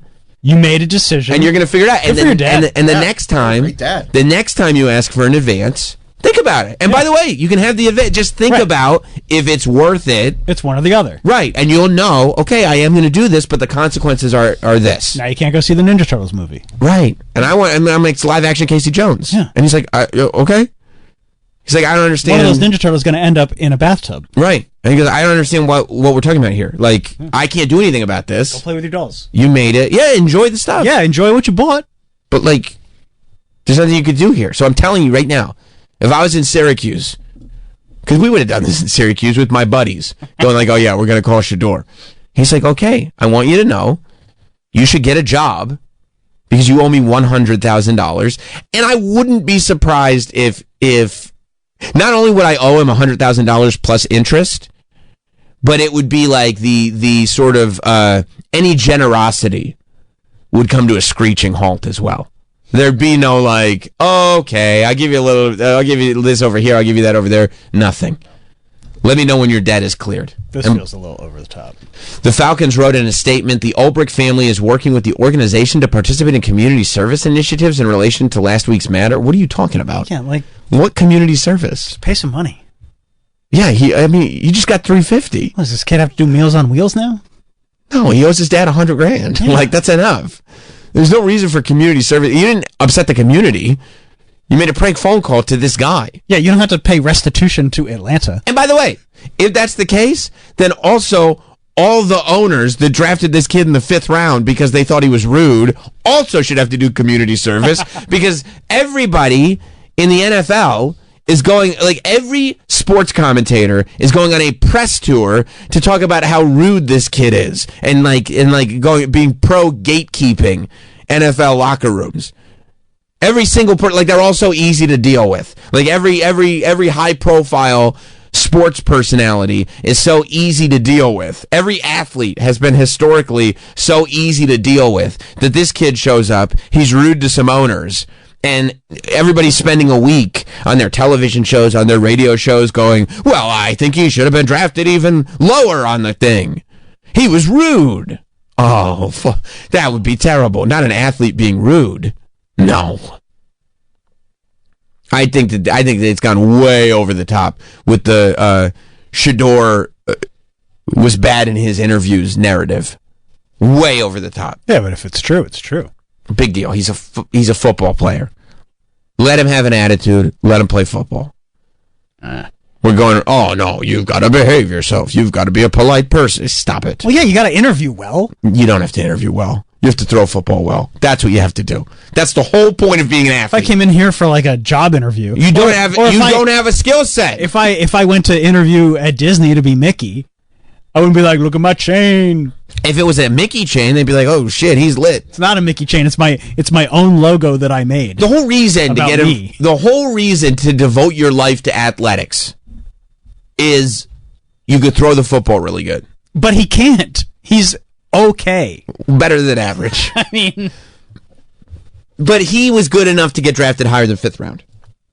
I mean, honestly. And then they went around on the press tour. Probably. Boomer's talking about how rude he is. I saw her Boomer. But only a certain amount of teams needed a quarterback. Boomer's talking about how rude he is. Stephen A. was on his side a little bit, right? Or no? Yeah, a little bit. Yeah. Stephen A.'s right. I mean, he probably is not a 5th round pick, but also you have to take into account the needs of specific teams. There are more teams than not that just don't need another quarterback. But that's not the narrative that's being pushed. The narrative that's being pushed is not like, hey, we didn't need a quarterback. The narrative that's being pushed is he interviewed poorly, right, and he needs to be taught a lesson. Yeah, I don't know how much I believe in the he needs to be taught a lesson theory. Right. Like, I do believe that he interviewed poorly. I don't believe that the Giants would have just said he needs to be taught a lesson, so we're not going to take the best available quarterback. Like, I think that's ridiculous. Well, Boomer said that the owners were saying, no, I don't want that kid on my team. I think that there were a lot of I agree with Boomer. I think that there were a lot of owners who said, I don't like his attitude. I don't want him on my team. And that's fair. If you don't like somebody's attitude, why do you just have to take them? Because because maybe they'll be good. There are a lot of people who think that the way he operates is not good for the culture that they have in their locker room. I understand that, but then the whole narrative gets shifted into this is a brat, not Charlie XCX brat, an actual brat.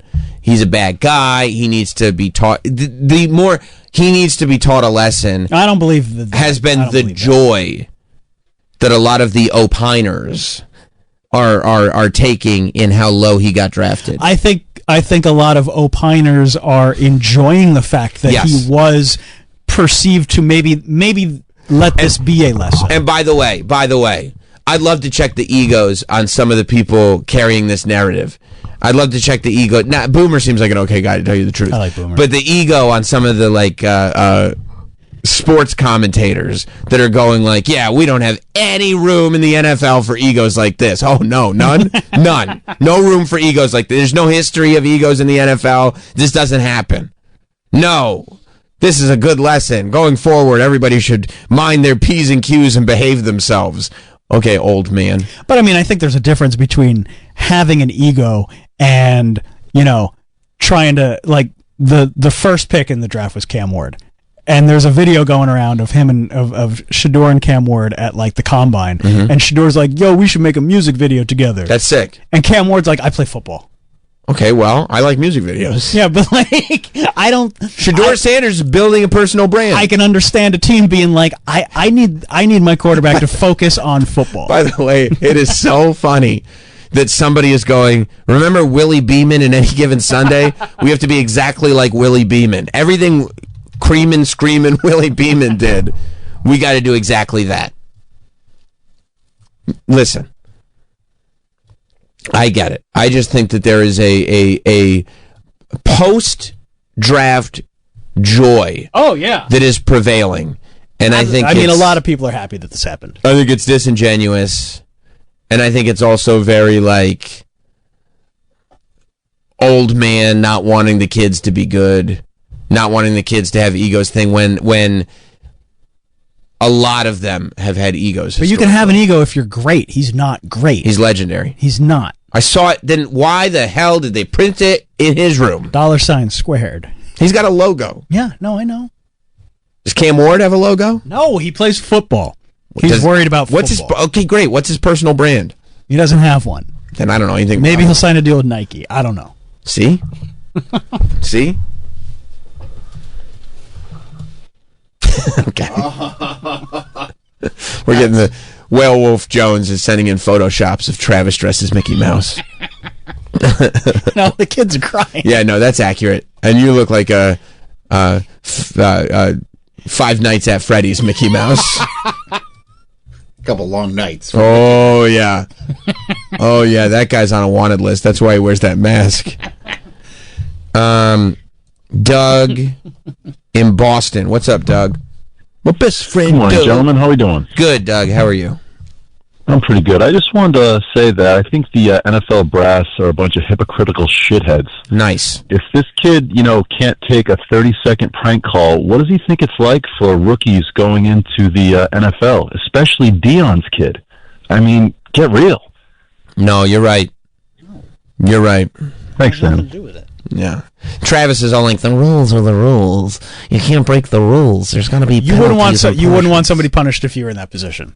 If you gave me, if I was Shedeur Sanders, if you're no, I want a lot. No, of I don't. punished. Shedeur Sanders has nothing to do with this. What are you talking about? He got pranked. We're okay. Here we go. It's the Raw and SmackDown draft. Now, okay. I'm visualizing this. Raw okay. and SmackDown are drafting. Okay. You are the general manager of Raw. Ooh, okay? I love that. Congrats to you. Shout out to me. It's not the coach. It's you. I'm the GM of Monday Night Raw. GM of Raw. Eric Bischoff is out. Yes. It is you. Yes. Okay? Yes. I love this. You've got your iPad. Oh, yeah. And there's all these personal phone numbers. Whose number is it? Stone Cold's number. The Rock's number. Oh. Duke, the Dumpster Drosy's number. Oh, I don't know Duke, but I would love to. Doink's number is on there. Original Doink? Original Doink. Let me stop you right there, Disney adult. Listen, that's make-believe. Doug, you're not supposed to still be on the phone. You know what, Doug? I'm going to hang up on you, buddy, because I actually like what Travis is saying. I'm starting to... This is actually making more sense than any of the other stuff has. Little Edgar's in your house. Oh, yeah. You leave your iPad open. Okay. Because you're trying to memorize all these numbers. Because, you got to know Stone Cold's number. You got to be ready to call him. You're taking him with your first pick. Plus, if my iPad gets thrown out or anything, I want to know the number. Yeah, you want to know that number. Yeah. Like, if I go to jail, that's the number I'm going to think of. Your son walks over to your open iPad. Right. Writes down Doink's number, because Doink's not going first. He's probably not even going second. And he's got an attitude problem. Yeah, he's a shitty clown. Yeah. Yeah. Writes down Doink's number. Keeps playing tricks, throwing buckets of water on people. Now, only certain people are supposed to have Doink's number. Well, of course, he's Doink the Clown. And he's waiting for that call. Yes, he is, because he doesn't know if he's going to Raw or SmackDown, maybe NXT. Do I have to work on Monday? Do I have to work on Friday? Right. Which day is it? Right. He's sitting at his house. Okay. All of a sudden, he gets a call saying... Colorful paint all over the walls? Yeah. He gets a call. Oh, hey, is this Doink the Clown? Right. That sounds like him. Right. Okay. He's like, oh, I know, it's Doink the Clown. Right. Hey, this is SmackDown. Sorry it's taking so long. Whoa. We're going to draft you with our next pick. And he goes... Oh, he's using his noise machine. That's cool. He's excited. Okay. Oh, sorry, it's actually, you're going to have to wait a little longer. Oh, he'd be so pissed. Right. Now, don't you think that you bear some of that responsibility? No. Oh. Good example, but of course not. Of course not. I mean, kids like iPads. They're going to look at my iPad. What can I do? There's nothing I can do about that. You don't think you should have been a little more responsible with your wrestling phone numbers? No, he knows my passcode. No, you left the iPad open. Well, what can I do? That's a work iPad. He shouldn't have your passcode. He's got my passcode. I share everything with my family. Even confidential work stuff? What can I do? All right. My kid's got your number. That's cool. Let me know if he wants to play Fortnite. And your kid's funny. That's funny. That's a funny thing to do. I'm not saying it's not funny. I'm more like the Tony Soprano when AJ gets in trouble in school and it's like, we'll take care of this in the home. You know what I mean? Like, don't worry about that. I see. Okay. You don't need to suspend him. We're going to take care of this at home. Don't you worry. He's going to come back behaving like you've never seen anyone behave. That's more where I'm at. I don't think the Falcons and this good dude needs... I mean, the NFL, what are they going to do with the 350 anyway? They don't need that. I think it's like, hey, keep your dude in line. Plus, the guy's embarrassed. All his coworkers think he's kind of a dickhead now. You think? Yeah, his kid. They know he doesn't know how to raise his kid. Everybody knows that now. There's enough embarrassment out there. Let him take care of it in the home. All right. I believe you because I think that I just gave you the best example that I could. I didn't understand the story whatsoever until the scenario you painted for me, and I still stand firm. I believe you now. Eric in Pittsburgh. Sammy Football Muffins and the Boys. What's up, bud? Hey, 3 points if you'll let me, Sam. I was really impressed with your interview with Brian Waggles Harmon yesterday. Brian Harmon was great. I'm glad we got to the bottom of the Waggles thing, too. He was pissed. He was pissed. He was so... It made me laugh all day thinking about him going, yeah, all I was doing was like wrecking everybody in this tournament, and then these guys decide to just ruin my life. I know. And it's it was nice because it showed a funny side of him, which you don't see on the golf course, like as he mentioned. So it was great. Before I get to the Pirate fan I want to tell you about, the thing about Shedeur, Sam, and I think Travis nailed it, he didn't play anybody really good. I mean, the conference stinks, and he wasn't that great. And GMs and scouts, that's what they get paid for. I mean, 32 of them aren't wrong. So I think 5th round is where he belongs. That's just me. I watch a lot of college football. To me, that's exactly where he should have landed. And then lastly, I told Troy, he's got to pull this footage. There's a fan in Pittsburgh last night fell out of the bleachers 22 feet onto the warning track.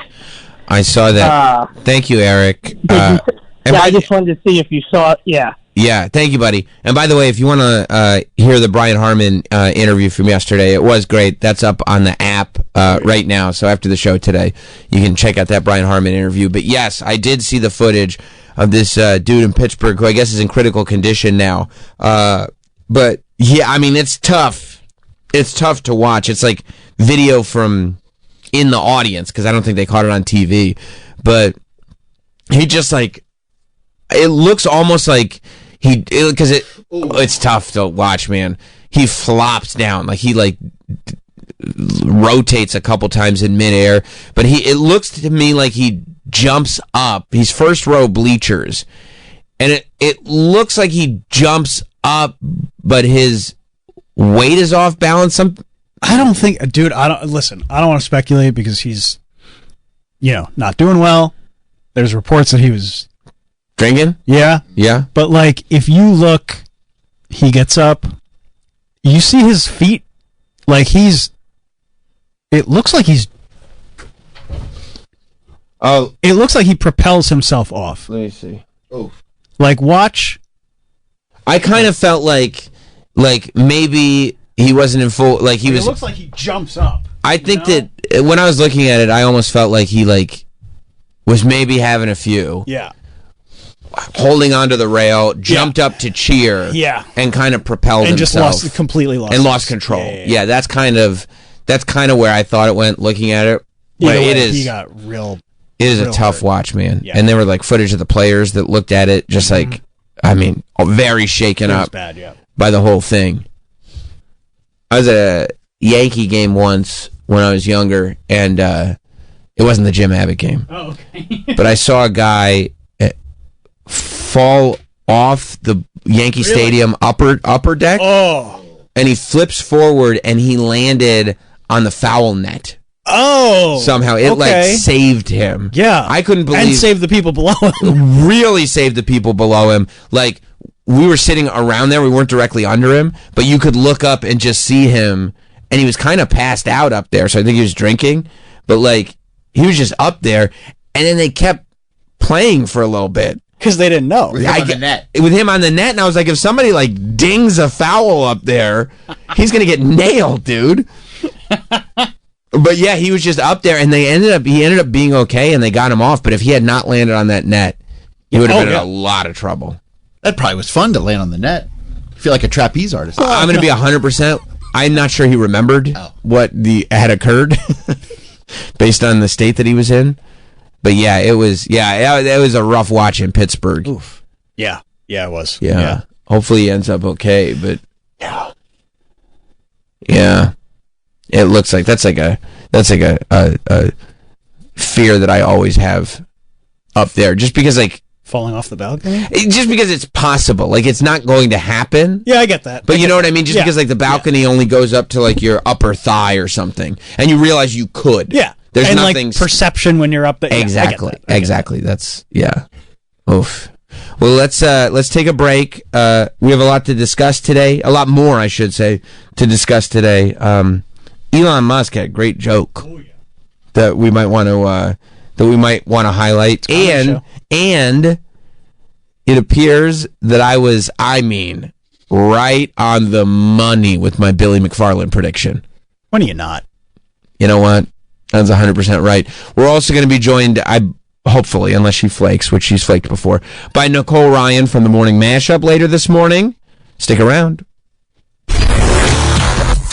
We will be right back with Sam Roberts Show. We're back with Sam Roberts Show. Back to playing the hits. This guy is, if I'm Carrot Top, I am sweating right now because we may be looking at one of the great prop comics of all time. This guy, the way he takes a prop and will absolutely twist it into a direction that you never saw coming and just leave you in stitches. You remember when he purchased Twitter, when he overpaid for Twitter and came in and took it over. Well, that's what the analysts say. I don't know, but that's what the analysts say. He was carrying a sink, Elon Musk, when he came into the offices. And he said, let that sink in. Remember, that was a good prop joke. That was funny. Right? It was very funny. Yeah. Remember... he was carrying the sink. Remember when he was... What did he have? Like a machine gun or a flamethrower or something like that? Chainsaw. A chainsaw. That's what it was. Motherfucking chainsaw. What? A motherfucking chainsaw? What? Skin your ass raw. What? Now, if he walked around and skin your ass raw. Right, but it was even better. I love him. He had the chainsaw, and it was like, this is a great prop. So the joke was, he went like this, chainsaw, chainsaw. Right, so that was another great prop joke. And then, it was good. He's just good. And yesterday, he's in the White House, which is an appropriate place for all of this. Well, it was the 100-day cabinet meeting. Right. So he's, where everyone gathered around to talk about how great the first 100 days have been and how pretty much everybody agrees with that. Yeah, it's best. And they were like, you know what now is a good time for? Fun prop jokes. So you got to break up the monotony. You really do. And it's like, Elon, like, what do you bring to the table? And he's like, they go like this. Because a lot of people say that the cabinet is really a body. It's really a human. And it's like, this one's the brain, this one's the hands, this one's the... And they go, Elon, what part of the body are you? And Elon says, good question. The humor. So he's sitting there with the cabinet, and they're all on TV, and they're in the White House talking about their 100 days. And not only is he wearing his Dark MAGA hat, but he's also wearing a Gulf of America hat over the Dark MAGA hat. So he's got two hats on. And this struck me as odd, because you walk down the street, and you generally see a man wearing one hat. No matter how cold the day is. It's one hat is kind of the rule of thumb. So to see Elon there with two hats, I said, something is awry. Something is amiss. Can I tell you the energy I got from this? Yeah. You remember when intern Jordan wore the Biden mask? Oh, yeah. And we just sat there and didn't acknowledge it until it went away. Waiting for somebody to talk to him? And we were just like, we better not. Mm-hmm. Yeah, I do. That's really? Yeah. Because when Jordan did it, I didn't think it was that funny. Oh, okay. I haven't seen this clip yet, so maybe I'm wrong. Oh, the clip is great. Oh, okay. The clip is great. I really like this clip. Okay. Because I was sitting there going like, it's way more hats than you would see on a person. It's double the hats. It's 2 hats, more hats. Get it? Yeah. It's funny. It's more hats. So I go, is there a symbolism here? What could this mean? Oh. Well, let's find out. And I'm sure right now, as I'm saying it, you guys are probably going, well, I don't have a clue where this could be going. No. I didn't see this clip, so. Do you have any idea why he's wearing Why more he'd than... wear 2 hats? I thought he was just being wacky. Okay. And who Like knows? silly guy. Oh. And that is, it could It be. is silly. It could be silly. It'd be silly. Thank God you do prep for this show, because Troy and I, we don't see anything. Nothing. No idea. Yeah, I walked down. I don't even know what you're talking about. What if I told you? And I'm glad. This is news to me. And you think this would be like headline news? No. 2 hats. It's more hats than a person normally wears.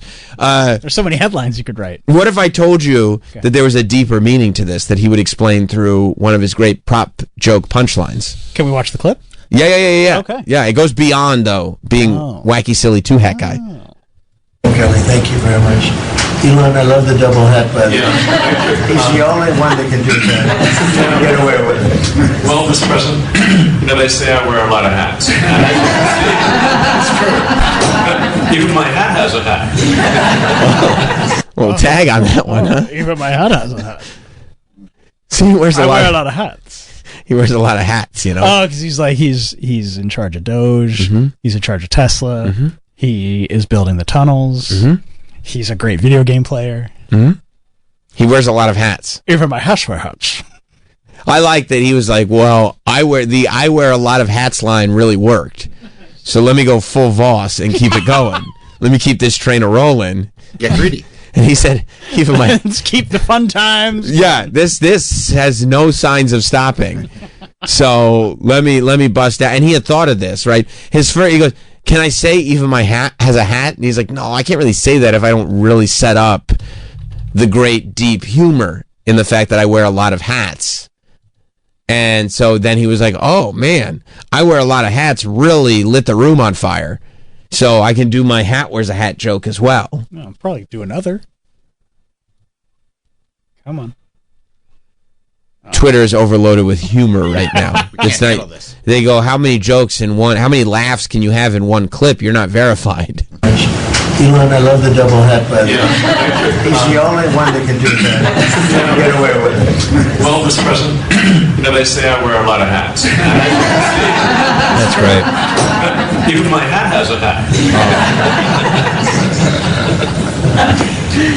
So now he has to go into. Now he has to take the 2 hats off. Let me seriously take Yeah. that. Now he has to explain what Doge has done in the first 100 days. He hadn't quite. I don't think that he practiced the transition out of hilarious 2-hat joke to now I actually have to do the thing that I'm here for. So anyway, yeah. I mean, I love it. It's funny. It's very funny. Yeah. It's very, very funny. See, Troy, it's not just wacky guy. He wears a lot of hats. Oh, I got it. Oh, okay. Oh, sorry. Okay. All right. I didn't realize. Maybe Troy's just not in the mood to laugh this morning. Ah, It Are you a little moody? Are you moody? Because I thought this was a good one. It's just another. It's going in the prop joke Hall of Fame. Elon loves a prop joke. Right. I'm kind of Elon out a little bit. Really? Yeah, a little bit. I cannot look at him anymore without seeing Kyle Dunnigan. I mean, we're best friends. We're best friends. Totally ruined for me. We're close friends. We're really close. Oh. Yeah, he probably doesn't love that impression. You know who hates Kyle Dunnigan's impression? Bill Maher. Oh, yeah? Bill Maher hates his Bill Maher? Yes, Bill Maher hates Kyle Dunnigan's Bill Maher. He does a great Bill Maher. No, Bill Maher said it's not good. Oh, it's not good.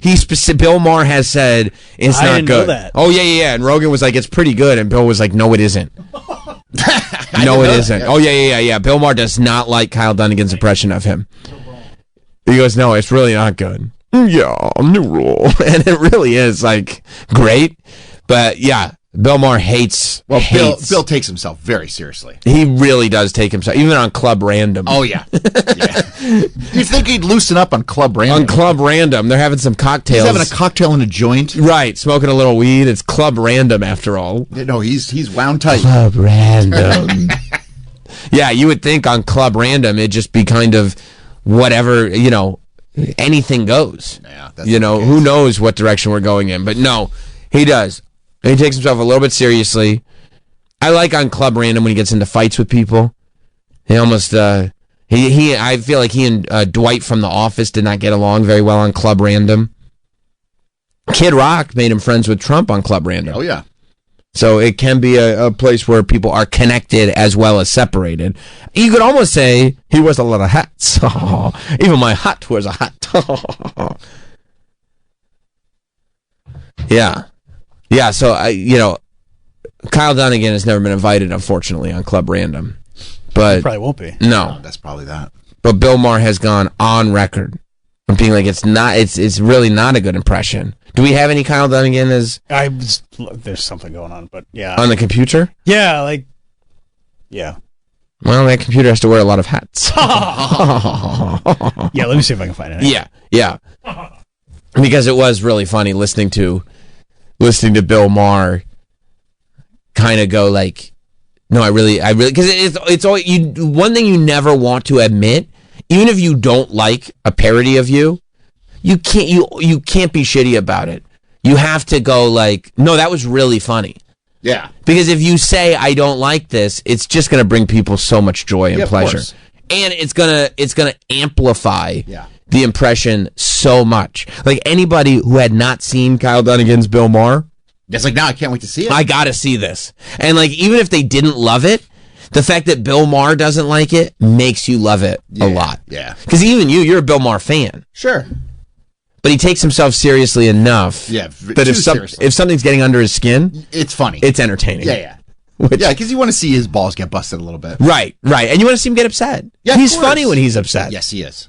All right, I think this is it. Yeah. Whatever it is, whatever the fuck. Stumbled into it. Will you do my show? Sure.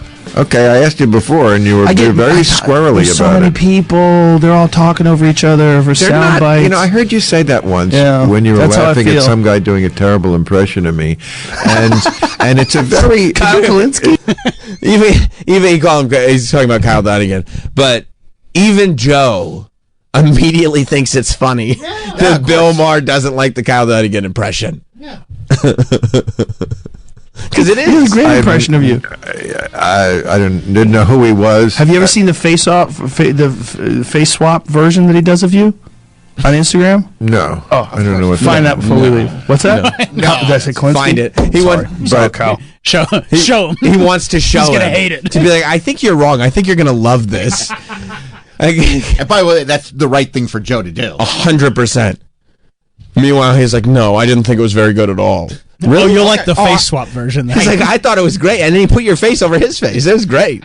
Hang on, let's pull it up. You'll check this out. Yeah, he goes. I've never heard of him. Oh no? I'll tell you all about him. Sounds like he lives rent free. Yeah, that's weird. That's weird. Because you pulled it out right away. You saw the clip, huh? You saw it more than once, or just more than once? No, we don't have to look at this. I'm leaving. It's amazing. To you, it was amazing. It wasn't. I don't man. But people have done me, and I can laugh at it. It's not that it was your face. He's got your face, and he's doing an impression of you. Have you never seen this? I saw what Joe's childlike innocence, where it's like, you must have misinterpreted this because it's very funny. This is hysterical. Bill Maher's literally like, I don't want to see it. I'm going to leave, and Joe's like, no, you're going to stay. This is great. Trust me, Bill. You're going to absolutely love what Kyle Dunnigan has done with your essence. Well, you could tell Bill Maher does not like to be made fun of. No. He does not like to be the butt of the joke. No. He doesn't like to be in the barrel. You can see he gets confrontational on his show and on his podcast. Even Club Random. Even on Club Random, where you're just trying to have a drink and a smoke. Right. Or trying to talk about spirituality, like Dwight from The Office. Right. Right. He does not. Aren't you, Dwight? I can be serious and I can be funny. Right. But you cannot make fun of me. He didn't like when Bill Burr was like, you don't know what the fuck you're talking about. He doesn't like that stuff. As much as I like a lot of what Bill Maher says, he does not come off as a cool guy. No, absolutely not. My favorite part of Bill Maher is when he gets frustrated. Yeah. I think that's the funnest. Yeah, I don't mind it because people like that should get good. I'm glad it bothers I like that. you. I like that. And that's the whole point of podcasting, right? That It shouldn't bother you. Everybody, like you kind of go, not gloves off in the sense that like we're going to fight with each other, but at least like if you take yourself seriously, it's going to be pointed out. Yeah. It's the democratizing of content. Anyway, the point... Doesn't matter. Yeah, it doesn't matter. The point was... What was the point? Well, Bill Maher asked for... I mean... And then I see it kind of goes into... All right, yeah, that was it. Let's hear his impression. I didn't want to make a video of Bill Maher getting gangbanged, but he came on this program. He said my impression sucked. He was asking for it. What am I supposed to do? Sit there? Listen, I'm on your side with that one. was- By the way, it's very funny. He should be laughing at that. That shit was hilarious. I mean, even if you hate someone's impression, you have to pretend you like Exactly. it. There's That's no right. Yeah. saying. Exactly. Yeah. Exactly. You have to... It's like, oh yeah, it's funny, and then move on. Right. Oh man, I really like that. That's so funny. We should play a clip of it. Yeah. Oh man, that's so funny. Yeah. Anyway, back to what this. Anyway, back to my new rules. Did you guys hear about the new rules? This is Bill Maher talking about Wicked. This is Bill Maher giving a review of the film Wicked. It's from Kyle Dunnigan's YouTube channel, but it does appear to be Bill Maher's face. And Joe had told Bill this was funny. Do you people have any idea how much you changed my life? Your queer musical about the two women on their periods made the little Bill Maher in me, the confused little girl, fly again. I love you. Isn't it great? Oh, it's great. He's so funny. Troy, you watch Bill Maher every single week. Yeah. Did he nail it? Perfect. Pitch. Facial mannerisms. Yeah. The way he leans in. Fly again. God. It's perfect. Oh, that's funny. I want to hear a little more. To You tell wanna you hear the a little truth. more? Yeah, I do want to hear more. All right. I know you didn't write it and you got paid a lot of money and you were pampered the whole time like a couple of queer Cleopatras. Oh, yeah. Yeah. But that doesn't take away from the fact that you changed lives. That's the point, yeah. Oh, great. I'm gonna cry. No, you both have to stop. I promised myself I wouldn't Oh do my this. goodness. But here I go. Don't throw that at me like that. What the hell's wrong with you? he's perfect. He's perfect. The way he moves his eyes, the way he looks up and down, it's perfect. I mean, if Bill Maher can't see that that's exactly who he is, he's delusional. Yeah. I mean, but all of Kyle Dunnigan's, when Kyle Dunnigan like masters an impression, if you don't think that that's who you are, you got to look in the mirror a little bit more closely. You got to maybe develop a little bit more self-awareness, because I can't think of one impression that I haven't been like, yeah, Dunnigan nailed that one. Yeah. Oh. Look who's here. The timing on you. Yeah? The timing on you. Welcome. Why don't you sit over here?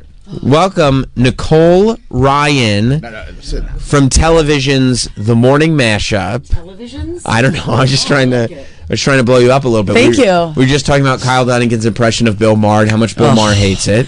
I do love Kyle Dunnigan. You do? He makes me laugh. Yes. Which impressions do you like by Kyle Dunnigan? I Just mean, whatever. anything that he does. If you show me some of the ones, I'll tell you. I don't even remember, but anything he does. And then he puts the AI face over his face. He did. He's like done the royals before, right? Like he did Prince Charles. No, I think he did William. I don't know. He's very funny. Yeah, he's so. But like Bill Maher committed the sin of going, it's a bad impression. I've never heard of him and I don't like it. And the minute you say, like if you told me, hey, there's a thing you make fun of me for and I don't like it. You're going to keep doing it. Because it's more. And everybody in the room goes, oh my God, this is so much funnier. Yes. Because the person doesn't like it. And there's no reason for them not to like it. Right. They're being too sensitive. You have to laugh at yourself. Yeah, they're taking themselves too seriously. They should be laughing. You know Matt Friend? Yes, who does yes. impressions. We had Stanley Tucci on yesterday, and we brought that up. Like, how funny is that? He did not take kindly to that. I He love did not that. like it. That's great. We were like, isn't it great? He was like, yeah. Did you leave it in the interview? Oh, yeah. Oh, good. Yeah, hopefully Good. it gets back to Matt Friend. Yeah. Yeah. Matt Friend's impressions, they're not mean in any sort No. of way. Oh. As a matter of fact, they're more like friendly. I want to be friends with you so I can do the impression. Fangirling. Right. Yes. Whereas Kyle Dunnigan's impressions are a little bit more mean. Yes. That's funny. They're very funny. They're very funny. He's mocking his subjects. Yes. Very much. I love it. And really trying to make the subject and their friends uncomfortable by doing it. So, but yeah. I think you can't get to that point. Did he say it? When did he say it? Did he say it on his show? Bill Maher? Yeah. He did on Rogan's show. He said he didn't like. He said, "Yeah, you were talking to some guy who was doing a bad impression of me." And Rogan was like, "Kyle Dunnigan? It's That's amazing. a great impression." That's what he told him. He's like, "It's amazing." He goes, "You should listen to it." And Bill Maher's like, "No, I'm going to leave. I don't need to listen to that." Oh, I know who did. He did Meghan Markle forever. When she was like every day there was news about her, and he he destroyed her. It was so good. You got to go back and find the Meghan Markle ones. Kyle Dunnigan is Meghan Markle. Oh, it's he also so- it's so good. Kyle Dunnigan will I feel like falls so deep into these characters. Yes, that he's completely gone. Like Yes. I have no idea how he functions. This is Meghan Markle, speaking her mind. I just want to clear something up because everyone's just like, Meghan Markle, why'd you leave the monarchy? Meghan Markle, you had it so good. Meghan Markle. I just want to tell you guys, it was so weird. There's so many rules. They're just like, Meghan Markle, wave like this, curtsy like this. Meghan Markle, don't high five the waiter. And I'm just like, why not? These are bomb ass zucchini chips. And then my husband, what the fuck is his name? Oh my god, what is his name? Can't think of William's brother's all pissed because I was in the palace. just William's like, brother, her husband, William's brother. Yeah. What was his name? What's his name? He definitely like brain farted and couldn't remember. Just portraying her as a total bimbo. And he did it for it was like every day for a while, and I couldn't stop consuming it. These are bomb ass zucchini chips. What do you mean? Those are bomb ass zucchini chips. Meghan Markle, stop high fiving the waiter. It's so good, right? Yeah, and I feel like and Meghan Markle is great, is the perfect topic for this subject because she is somebody that takes herself quite seriously. You know what I mean? I'm going to leave the monarchy to go do a podcast and make a difference. Why is she not stopping? Like anything she touches is just people just destroy her. They rip her. I don't know how you come back. Because you go, I'm leaving the monarchy to make a difference on a podcast. No, and the podcast comes out, makes no difference whatsoever. Yeah. And I don't know how you go oh, that didn't work, me making a difference, so I'm going to start taking myself less seriously. Yeah. It's almost like you've put yourself in this position where there's no coming back. No. You know what I mean? Just right off into the sunset and be quiet. Oh my God, what was his name? My husband, I can't remember. And Prince William's brother. Yeah, William's brother, my husband. But then you see something like this, and you go, well, there's no way people perceive me that way, right? And it's like, well, the reason this is popular is because people kind of do. Yeah, that is how they do. She was, there was a clip that I think I saw on TikTok yesterday where she's talking about how she started putting edible flower petals in people's drinks when they came over. She started putting it in her salad, and it was so magical. And it's like, fuck off, Meghan Markle. Meghan Markle. And then they were like, Meghan Markle, why do you keep high-fiving the waiter? Oh, love it. That was my fave. Yeah. Yeah, I mean, I don't know. It's weird. Meghan Markle's a weird one because Meghan Markle. You're never going to be able to No, I can't do it. It's too good. I'm going to be on a loop of this later there's today. so many good ones. I can't imagine where she lost the ability to have self-awareness because she is not. It's one thing if you were born into royalty. Yes. But the fact that she was a TV actress. It's not like she was this big Hollywood. She was on Suits. It was a good role. Yeah. But it's not the type of role where you can say, well, I'm on Suits. I've lost touch with reality. No. And she was a suitcase girl on Deal or No Deal. Let's not forget that. Right. Well, no, I'm sorry. That was her moment. You're right. Howie Mandel created a universe for those girls. But do you just move into the palace and then forget everything about your life before? I mean, because you're making wait, are you one of the ones that thinks that she brought this on herself, or do you think she was mistreated and horrible things happened to her when she was there? I don't have any idea. I mean, Brought what on herself? I mean, she doesn't. That there was like racism, and they would like. She asked for help, like for like a psychiatrist. They were like no, and like weird things. I don't know. There's a lot of stuff. I think that it doesn't seem like a fun existence to live in the royal family. No, for anybody. Like that seems like hell on earth. Yeah. But then also, I'd never survive. Oh my God! I'd be in the tabloids every day. Can you imagine? Yeah. If you start, because here's what would happen: you'd go to England, and you're like. I mean, these royals have never experienced anyone as wild as you. Let's do this, guys. Let me show you the ways. Oh, and Prince Harry kind of wanted to. Because Prince Harry was kind of trying to be wild himself, dressing up like Nazis and whatnot. Well, that part I didn't love. And you, well, sure. Part kind of sucked. Sure. Especially, you know. It was Halloween. It's Halloween. Right? Yeah. It's Halloween, but that's okay. You'd knock the you know what you do? What? You'd fuck the Nazi out of him. Well, that's what you do. That's the only way. You got to do that, and that's you making the world a better place. I'm just trying to make a difference. But yeah, you would rock his world. Yes. He'd have so much fun. So much fun. And he'd go, this is what the world can be like. Yes. And you would be a monster in that palace. Because you would also like, you don't like being told what to do. No. You don't like not being the center of attention, meaning the one in charge. Yes. Of your situation. Yeah, don't tell me how it's going to be. And like the whole palace is built on the idea of there are levels of people telling you what to do. And you're like, honey, no. Honey, no. No, honey. Yeah, no. You're talking to Prince Charles like that? Yeah. Honey, why are your fingers so fat? You and your sausage fingers. Sausage fingers. Wait, but like she, like, again, like even when she was doing nothing, she was in the tabloids. So I would be doing everything. Oh, you'd and be then I'd be front page every day. It'd be amazing. It'd be very extra. You'd be front page every single day, 100%. But also, I do think that if you're like have a shit time in the royal palace, and then you come out of it, and you just have this air of unlikability to you. Yeah. Like both things can be a problem here. You should be able to gain sympathy leaving the palace. Agreed. And Prince Harry, like you both should be able to. But the problem was that they leave the douche. Right. That's exactly right. You leave the palace and you go, it was just not a good scene there. No. And people go, okay, I can sympathize. Can't empathize. I've never been in that palace. No. But I can sympathize with that. And then they go, now we're going to tell all of you how to be better people. Yes. And you're like, oh, go fuck yourself. Yeah, and also the whole idea that like you left because it was this horrible thing, but still trying to like have like your name, like the royal, like the right.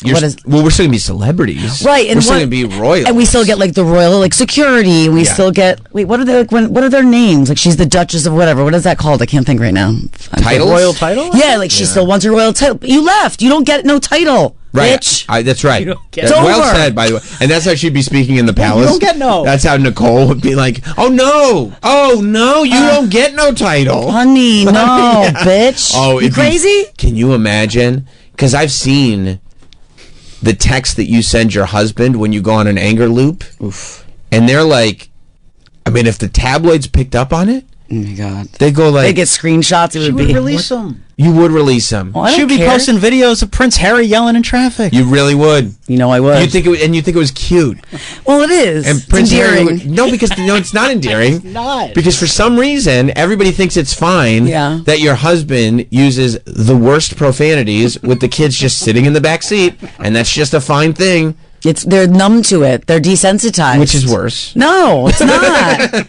But if it was like, wait a minute, that's literally the royal family sitting in the back seat. Ever. And that Prince is just dropping F-bombs and possibly C-bombs at the cars around him. This is what our royal family has become. And by the way, why is Princess Nicole showing this to the world? Not gonna lie, I kind of like the sound of that. You like that. Yeah. And you wouldn't stop. No. Because you'd go in the moment. It feels good. And it's funny. It's funny. You go, oh my God, this is so fun. I'm post. Yeah. And Prince Harry would be like, what are you doing? Why would you do that? It's fun. It's going to be in the front page of The Sun. Felt good. Right. And then you get in a fight with Prince Harry and you go, I dare you. Because Nicole has been in fights with her husband before, and her strategy is to go to divorce.com. I only did that once. Go to divorce.com and leave the browser window open so that when he goes to the computer, he sees that she has been on divorce.com. True or false? It's not just true. Like I get emails sent to me all the time because all my information is in the database. You registered. I registered fully in a fit of anger at like 2 a.m. I'm so sick in the head. I'm sorry. But like, you be doing stuff like this. With the prince. Yeah, and I low blow sometimes when I'm really often. And if you really piss me off, I'm like, say this again. I dare you. I dare you. I dare you, motherfuckers. Say one more goddamn time. Yeah, you're very Lisa Left Eye Lopez in your style of I fighting. will burn this shit down. I'm going to burn the house down. Yeah. Like, You told okay. your son you were leaving. Oh, that was just one time. I forgot you did that too. Yeah, but it set him straight. Yeah. Yeah, you did start packing a bag. You tell the future king you're leaving. That's true. You're like, that's Simba. That's Simba in there. I did go too far, but he was being a little. He was being, no, mommy. Mommy, no, mommy. Mommy, call me princess. That's Princess Mommy to you. Call me your majesty.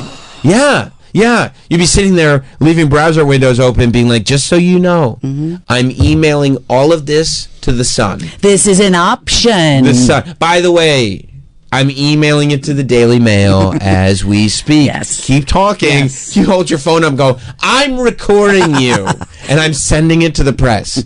And by the way, it wouldn't be empty threats. You would send it to the press. 1,000,000%. Because in a fit of rage, you'd be like, and this is going to feel so good. Because then you'd see... Bless you. Thank you. Then you'd see your husband, Prince Harry, panicking, and you'd be like, it would hurt so good. So good. It would feel so good to you because you would have won. Yes. And then both of your reputations would be dragged through the mud. Whatever. But in that moment, who's the winner? Me. That's right. I'm like the phoenix, though. I would get myself into so much trouble, and I would rise from the ashes. You are like the phoenix, because not only do you rise from the ashes, but you rise with these flaming wings that burn everyone around you. You know what else I would do to my husband, Harry? What? If I get really mad and I don't think he's listening to me, I go, I don't know what you're talking about. He goes, if you clap in my face one more time. I did that. That's like one of his most hated things. It's enraging.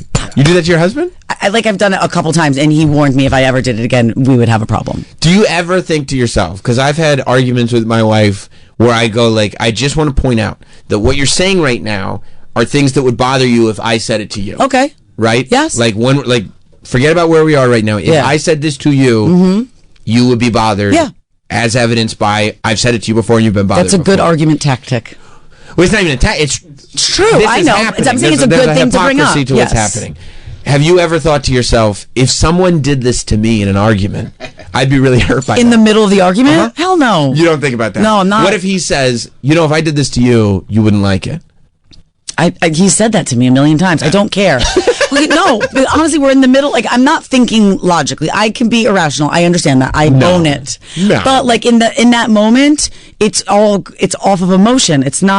We're not thinking like rationally. Right. And you won't check yourself out of the emotion and go back to the logic. I maybe do after. After. That's perfect. That's the perfect time to do it. Isn't it? Yeah. After I've really fucked everything. Let the dust settle, burn the house to the ground, and go like, after the house is a pile of ash. Yeah. You go, you know what? I went too far there. Yeah. I didn't need to do that. Yeah. And I'm owning it. You're acting like this is not him also, that he doesn't do the exact same thing. Does he? He's a maniac. He is. You've met him before. I have. To know him is to love him. He operates from emotion as well. He was looking through old videos of him like being a dick and like being irrational in the car and stuff, and he was like, "What's wrong with me?" And I said, "Exactly." No, it is odd to me, right? To watch somebody, and if you follow Mashup Nicole on Instagram, you see she posts these videos of her husband yelling at traffic.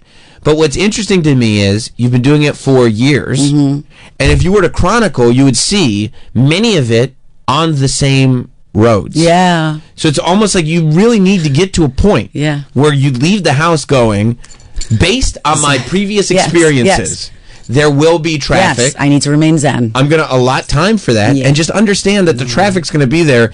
It's the same road that it was 2 days ago. But he hopes that maybe people will become better drivers. He doesn't. Everyone's New York dumb. City. Not just New York City. It doesn't matter where we are. No, I know. You guys are upstate. Well, but, and you can always tell, too, that when everyone's an asshole except you, it's always everyone else. Correct. It's always. So that's good that he realizes he's the only great driver. He's the best. He's Jeff Gordon. Yeah. And everybody else is terrible. You want to see actually what our car looks like? He went to go pick it up yesterday, and It's brand new. What do you mean? It is brand new, and this is What do you mean he you went to go pick it up? Well, he went to go get the car and From drive where? it up. Like it was on the road, and somebody sideswiped us, and we've gotten a, what is that called? A grill? It's all hanging off. yeah, but the they bumper? left. They The left a bumper? note. The bumper's dangling. It's hanging off. Oh, they the left a note? So they the- did. Good. The left, the left side of the bumper is dangling. Where if you drive it, it would scrape on the road. Correct. Oh, yeah. The grill is off centered now as well. I mean, it was hit. It wasn't just tapped. It wasn't like it was a scratch. I wouldn't even consider that a How does fender that even bender. happen? I don't know. Like, I don't know. It's got to. Somebody's got to be trying to park. Like that's usually if that car hits another car. Somebody's got to be trying to parallel park at 30 miles an hour. Yeah. You know what I mean? Like, okay, let me back into this spot. Oh, that is like so nice though that the guy left a note. Honestly, I'd be so afraid I would just run. I would not leave. You would a do note. a hit and run? But not like because I know that's wrong, but I just It's a crime. It's not even right I or know, wrong. It's but illegal. I wouldn't even be afraid of the crime. I'd be afraid of Matt. Like after You wouldn't want your husband to know that you did that to somebody else. So if I leave, it's like it never happened. Like when we I got- would imagine there was damage on their car. Yeah. When we forgot like a couple cars ago, it was brand new, and I backed into somebody. They just go through 'em, huh?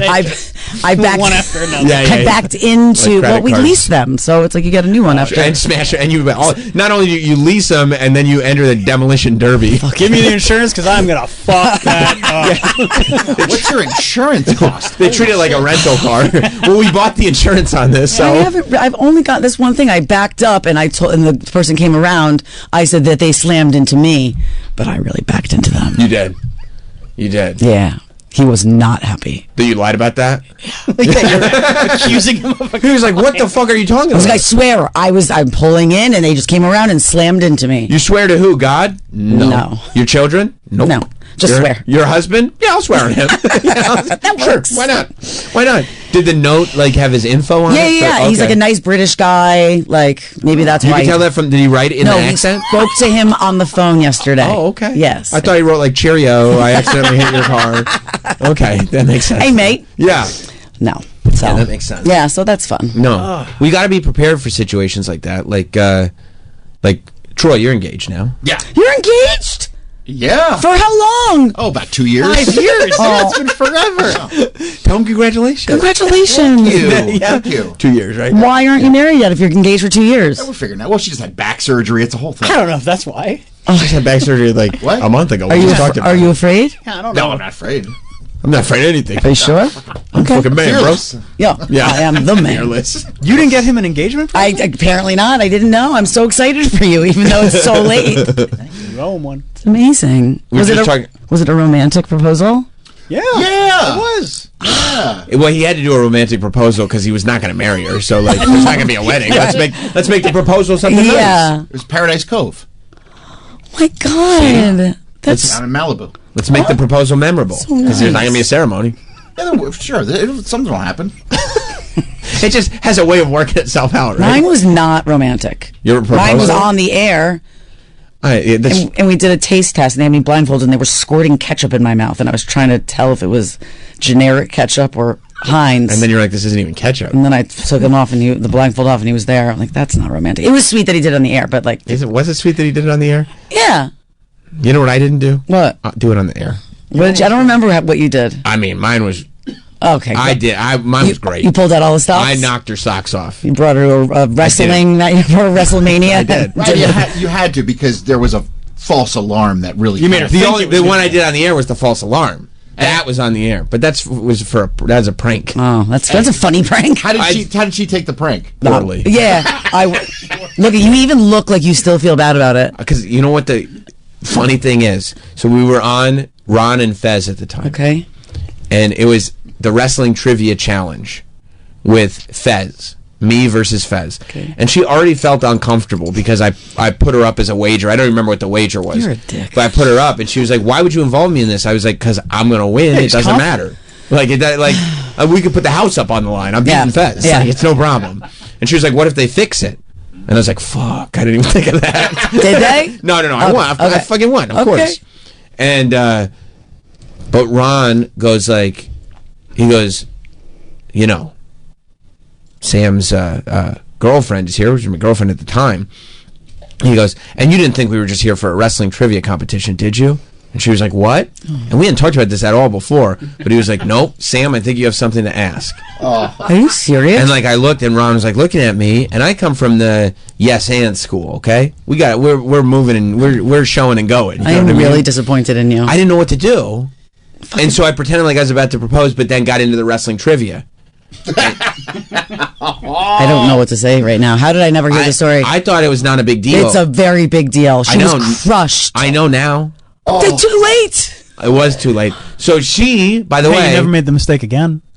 You make it once, you don't make it again, right? And by the way, it's right on Ron's part to do that. That's a really funny thing to do. I have no problem with anything that happened. That's a hilarious thing to do. Way to put me on the spot, and me and my instinct going like, yeah, this would be funny. And she'll find, and I, you know, because this is truly in my head. I go, she's gonna think this is funny. She didn't think it was funny at all. No, and the fact that you thought that she would think it was funny is bizarre.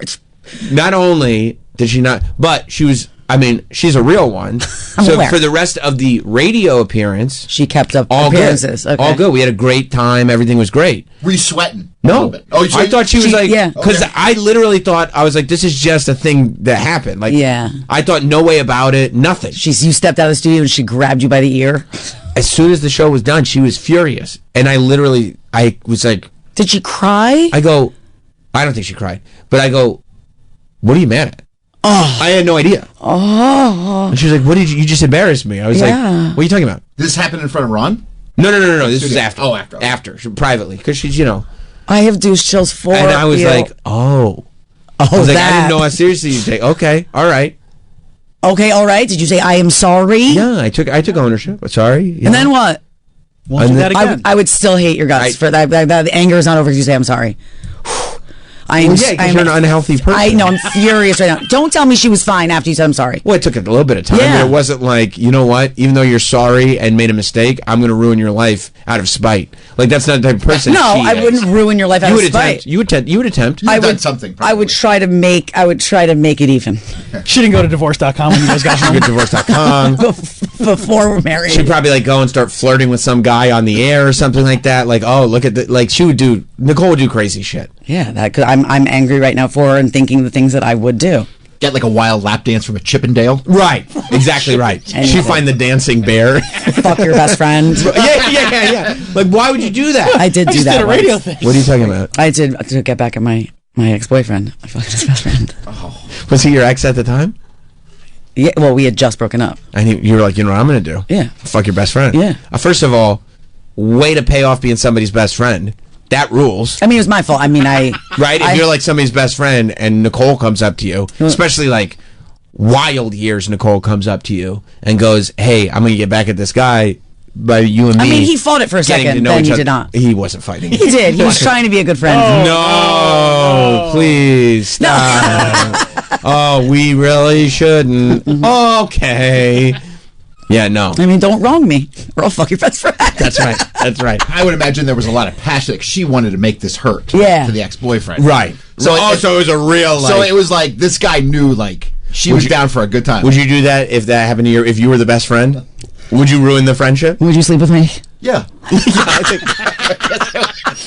I think let's not pretend this is a deeper question than it is. If you know it's gonna be fun. Yeah, and you're It like was fun. And you're like, honestly, like as an adult, he's my best friend. You need a best friend. What are we doing? I mean, there's other best friends you can have. Right. Grade school? Yeah, exactly. Can you Go to imagine the playground? a grown ass man being like, "Hey, this is my best friend"? Like, what are you like in a state of arrested development? No. It is really stupid. Yeah, I once had a best friend. Like, I have and very then close friends that I've known But you wait, if 30 you were, years. If you were like, "That's my best friend," I'd be Never. like. No. It wasn't like best friend. Like we're best friends. It was like that was his boy. That was a homie. That was a homie. But if it was like, yeah, no, I used to have a best friend, but then I had sex with his ex, I'd be like, oh, okay, that makes sense. That checks out. That's fine. It was homie hopping. Homie hopping, big deal. Happens. Big deal. To the best of us. Yeah, but the real proposal was very romantic. I don't know this. I don't remember the story. In front of the whole family. I mean, it was great. It was one of the great Her proposals. family and your family? My family. Okay. Her family wasn't there. She was over for Thanksgiving. And Forget her family. Screw them. Well, they didn't come over for Thanksgiving. If they had Okay. been there, that would have All been right. it for them. We take a family photo. I do know the story. Right. And she had been rubbed the wrong way because She was never- I don't know how to do it. But she That's all you did there. Thank you. She had been rubbed the wrong way because you weren't allowed it. You see, all right. Yeah, messed. That is kind of messed up. Because you're not allowed in the family photo unless you're in the family. Can't you take one with the family and one with the... Yeah, sure, but what is this one for fun? One of them's going in the Christmas card, and it ain't the one that we took second. Okay. You see? That hurts. So, and especially because my sister started dating somebody and got engaged to them in a shorter, because she's older, Right, in a shorter shorter amount of time than she had been around for. So she's looking at this dude going like, oh, yeah, let me take the picture. Yeah. And so that year when she went to take the picture, we all posed. Did you let everyone know what was happening? My mom knew. Okay. Maybe my dad. I don't know. Okay. Not everybody though. And then I was like, wait. Let's get you in the picture this year. She was like, no, it's fine. Like almost like spiteful. Yeah. It's fine. And then boom, down on one knee in front of everybody. That's so good. It was so good. All right, you made up for your big boo-boo. Of course, you got to. That's very First one sweet. was but everybody gets a mulligan. Yeah. You know do what I they mean? though? I think so. I think you need a mulligan, right? That's very sweet. Yeah. That's a good story. Yeah, and it's not, hey, come on my morning show and do it. Blind taste test. Well, surprises me. Yeah. No, it was sweet. It was nice. Yeah, I guess. I mean, whatever. You're not separating work from personal. No. It was like the other day the kid said, or Parker said, did you ask the night you met mommy, did you ask her if you could kiss her? Oh no. I was like, absolutely not. And we definitely slept together 15 minutes after we met. But I didn't say that to her. No. One day how old do you think your daughter will have to be when she actually learns? I don't know. Because how old is she now? 11. Yeah, I mean, I was going to say 12, 13, honestly. Whatever. I mean, what are you going to do? I can't. That's the story. That's what happened. Story. It is 3 what it is. a.m. I mean, drunk in a bar. Yeah. What are you going to do? No, I know. We got to take a break, right? We got reads to do? Yeah, that'd be great. We got reads to do. That'd be great. Can you stay? I can. Stay here, Nicole. I promise. No Mike Boschetti will walk in. Yeah. No Mario Bosco You will did walk tell in. me, please come Thursday. I promise no surprises. I promise there are no surprise guests. Okay. Because last time I told you it'll just be you, and then there were surprise guests. I wanted to kill you. So I wanted you to know, this is Thank safe you. space now. It is. We'll take a break. Nicole Ryan is here from the Morning Mashup, not speaking as she does on the Morning Mashup. No. We'll be right back.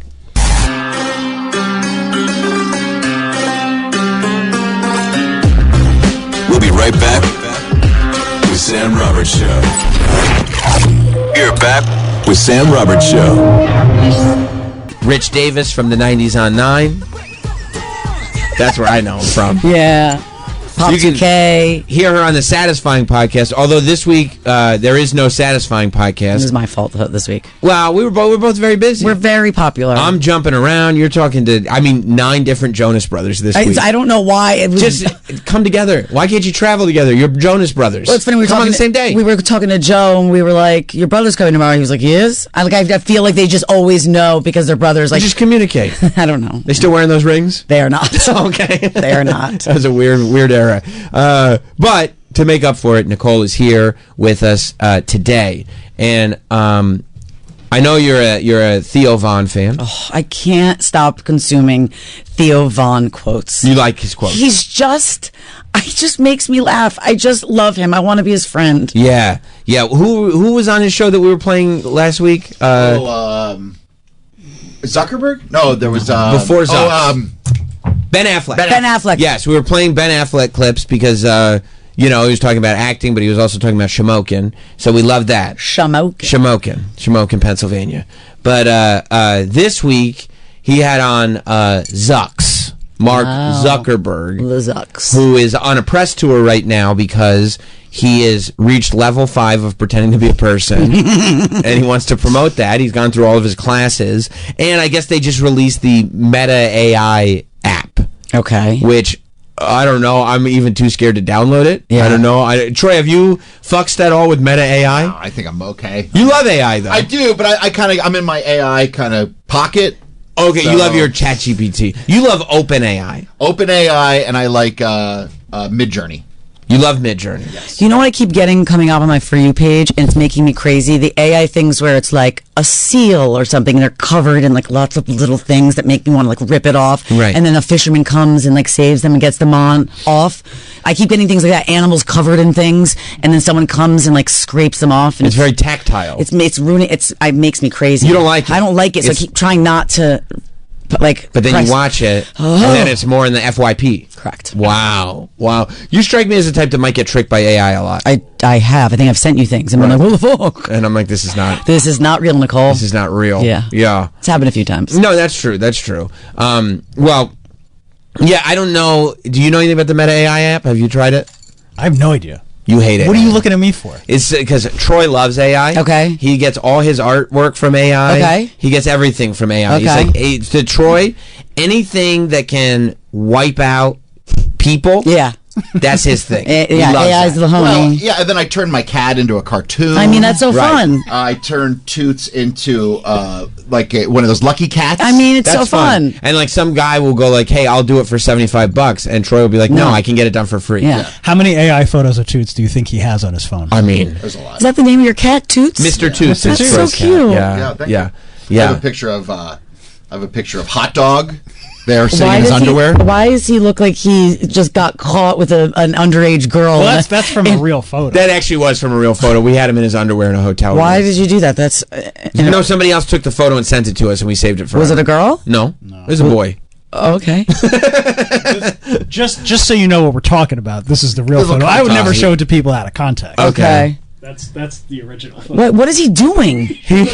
So he was, Is he trying to be sexy? Is that hot dog sexy? He was sharing a hotel room with a coworker that the coworker did not agree to, but Hot Dog got there first, so okay. It is what it is. Yeah. And the coworker, I believe, had brought a PlayStation or something. He did. I can see the controller on the bed. And Hot Dog decided to get comfortable, and those are shorts, and he decided to not wear a shirt and just hang out with his coworker. That's weird. But it was weird. The whole scenario was weird. There's no scenario where he needs a shirt off. But you put it into AI.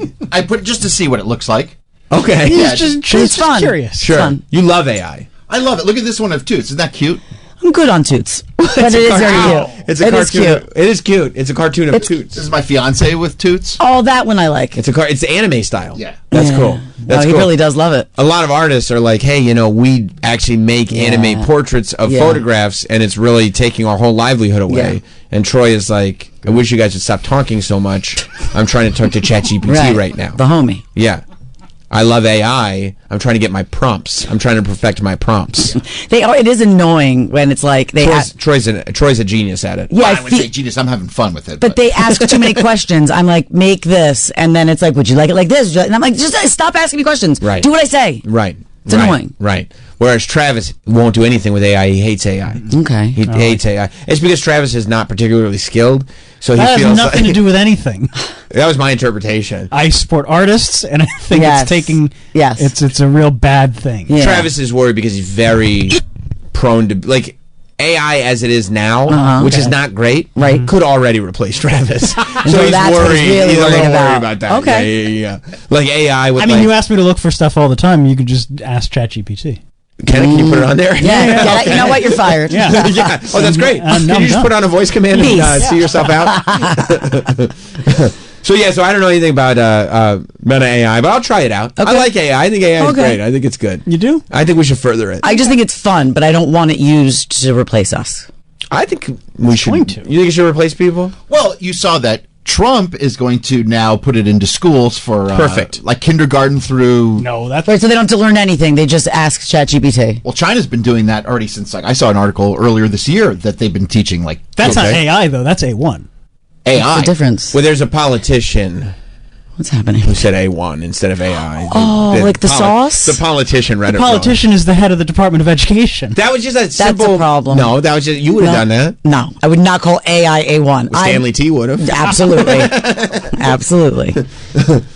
So the conversation. So Zuckerberg's was on Theo Von's podcast, showcasing his ability to be a person, and it started off where I felt like Zuck had taken a step backwards because their conversation about coffee. I think it was that first clip you This had one up. right here. No, that one. Okay. Yes. This Oh, was like yes. how it started, And Theo just like kind of just to get the ball rolling, just ask, "Do you drink coffee?" Like I'm gonna try it. That's easy enough. Like I'm gonna have a sip. This is so good. You drink coffee? Okay. Yeah, I do. I love coffee. Okay, first of all, the fact that Nicole responded okay. I didn't know that it was supposed to go smoother than that. I didn't know we were. Okay, we're doing it. Okay, we're doing it. We're doing an exercise. Okay. Okay. Oh, this is so good. You drink coffee? Yeah, I need it. I'm going right to the vein in the morning. Yes, I just get it black. Yeah, no, I need a little bit of milk, a little sugar, a little sweeter. Already, this is going great. Okay. This is going great. This is a very typical. It's a normal conversation. Start the conversation rolling. What did he do? Took two tries, but you know. She didn't know we were doing an exercise. I didn't know I didn't know we were acting. She didn't realize that we were on the radio having a conversation. Sorry. I was like, okay, and now what? You drink coffee. Oh God, what does he say? This is great. You drink coffee, man, or no? Nah. That's it. Really? Yeah. I mean, you've had it. I have. Sometimes on vacation, I'll drink it recreationally. It's like every once in a while. That's what you do recreationally? You got to do a little coffee recreationally. Never hurt anybody. A lot of people get carried away with this coffee. It's a bad job That's of someone being talking a about person. weed. Yeah. Do you Recreationally. do you drink coffee? No, I mean recreationally. That's not. No, I only do it professionally. It's not a recreational drug. What's the other way to do coffee? I mean, recreationally. Also, he's like colonic. Yeah. Recreational. Yeah, I only boof it. It's like his whole demeanor, like he's sitting so like he's like a robot himself. Nah. Yeah. I love it. He goes like, "Do you drink coffee?" And he's like, "Fuck, I'm not ready for that one." Like, oh my god. Oh, right off the my bat. god. Hardball questions. Right And off he's the bat. already traumatized from when Joe Rogan was like, "What's the name of the bow you use when you go bow hunting?" Like that's probably, you know what, it probably is, because when Zucks was on Rogan, Yeah. he was like, Stumped. Rogan was like, "I like bow hunting." Zucks was like, "I like bow hunting," and Rogan was like, "What kind of bow do you use?" He was like, "I don't know." Nah. He was like, well, I just bow hunt recreationally. I don't know. He's like, "Do you use a big one or a small one?" He's like, I don't know. It was like he was lost, and everybody watching going like, "You lied, dude. We caught you in a lie. You don't go bow hunting at all. Okay, You thought Papa Rogan was going to be impressed with you." Okay. And so I think Zuck wants to lie and say, "Yeah, I drink coffee. I love coffee," because he knows who drinks coffee. Everybody. People. He knows humans drink coffee. So he wants to be like, "Yes, I drink coffee. I like to drink coffee," but he's worried because he got the last time there was a follow-up question. So maybe this is just him. Because like Theo would be like, "Oh, what do you like? What do you drink? What do you put in your coffee?" And he'd be like, "Shrimp." What? You put shrimp in your coffee, dude? I don't know. Tartar sauce? What? I don't know. I just ate shrimp. I'm just thinking about shrimp now. Yeah, sounds good right now. Do you have any? Anyway, do you want to talk about meta? Like, what? Yeah. Okay, I thought we could just talk about coffee. Not normal. Yeah. He's not a normal dude. Oh God. You Can I drink hear? coffee, man, or Yeah. no? I need it again. Yeah. Nah. And he's trying to be like Really? casual about it. Yeah. Nah, dude. I mean, you've had it. I have. Sometimes on vacation, I'll drink it recreationally. It's like every once in a while. Just like He's like doing the giggle, the Zuck giggle. What is he like in the That's bedroom? a lie, by the way. Oh yeah, he's What got is kids. what is he like when he's doing it? He's got kids. He's definitely done it. Okay, I'm going to put this in you. I'm going to put my I'm penis. going to insert this I'm going to here. insert my penis to your vulva. I will ejaculate it. It will reach your egg. Yeah. Hopefully. He's just. Can you imagine? Okay, Nicole. Oh no. You're a very sexy person, right? What if a man whispers into your ear, "I'm going to inseminate you"? Oh yeah. that is. I mean, that's that's probably how he is. He's got to be robotic and weird, or maybe Gotta be. maybe he likes weird things. Gotta be. By the way, I'm not going any further with it. That's all you're getting, Travis. That's fine. I'm writing it down. Okay.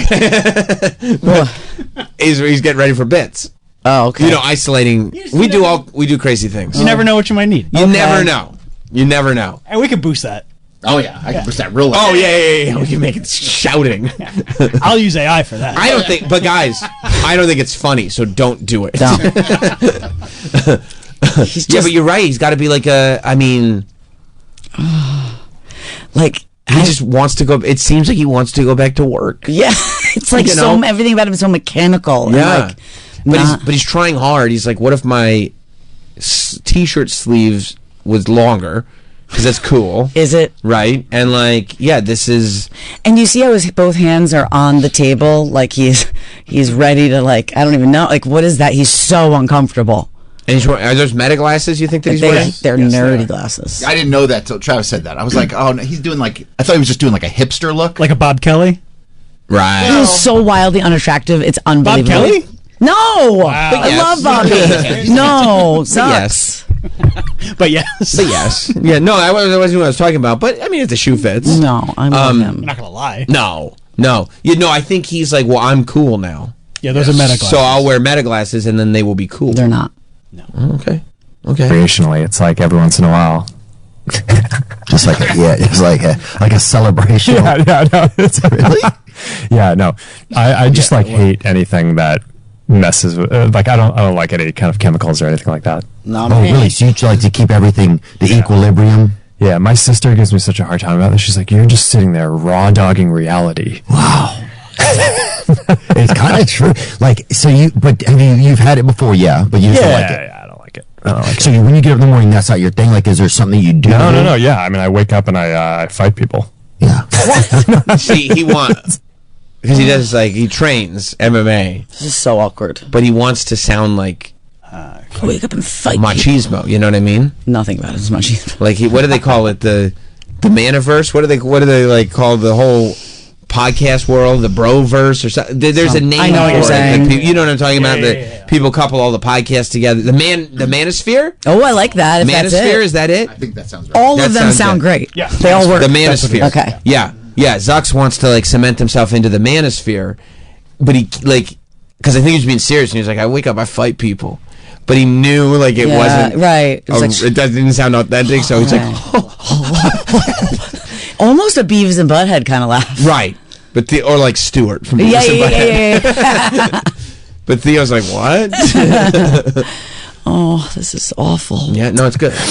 Yeah, no, I mean, I wake up in the morning, and are we going? By the way, I mean, we should get this. Yeah, we're going. What's up? All right. You're missing gold, bro. You're missing gold. Are we on? Hit the buttons, baby. Yeah, because this is good. Good stuff. Yeah. No, don't cut the coffee stuff. Just the fighting stuff. Yes. I'm gonna start talking about fighting. So make sure we're recording. Action. You were recording with the weird, awkward coffee stuff, right? Nah. No. Yeah. Yeah. Nah. Yeah. No. Yeah. No. Yeah. No. No. Yeah. No. No. Yeah. Yeah. No. Yeah. No. No. Yeah. I mean, I guess the universe can't make you like one of the richest humans alive and cool, right? Like, you can't have it both. I just had an idea. What? Oh, that was your idea sound effect? Yep. I mean, I don't know. Who's rich and cool?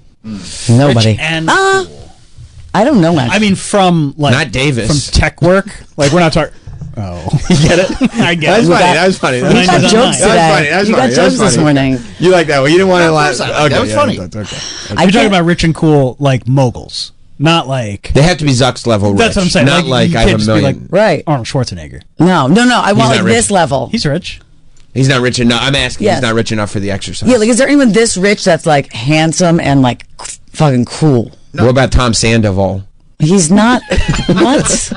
He seems handsome and cool. He's got to have some kind of cash, no? He was good on Traders. Hate him. He's a good singer. Oh, God. He's a musician. You really should go back to the beginning of Vanderpump Rules and just start over and start from the first time. I don't know anything about Vanderpump. You would love it. You think so? Oh, my God. It's awesome.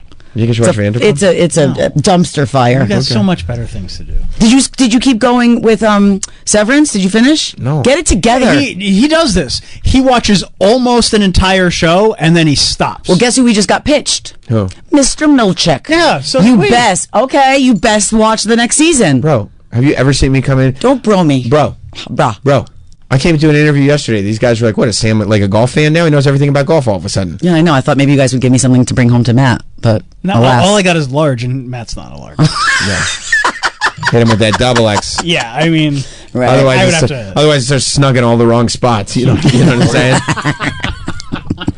Well, also in the conversation with Theo, Theo, I think, was trying to like talk about how people have this interpretation of the very wealthy, thinking like they do all this crazy stuff, like they have underground bunkers. Well, he probably does.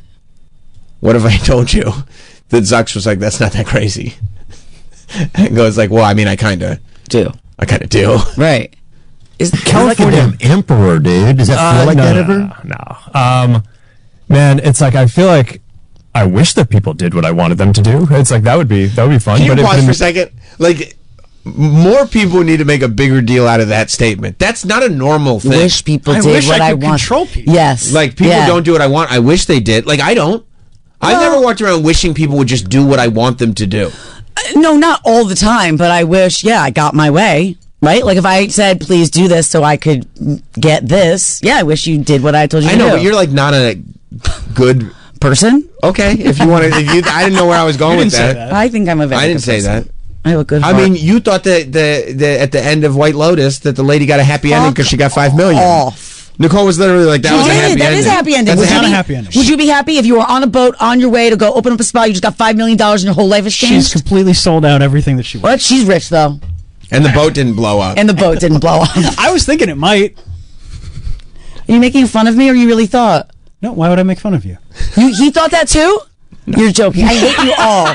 Fucking hate you all. It was a good acting face. Though. That was. a good You face. did. I Travis, believed you did a it. good job. He did good, right, Troy? He did really good. He did really good. Yeah, nobody thought the boat was going to blow up. That doesn't make any sense. Stupidest thing I've ever heard.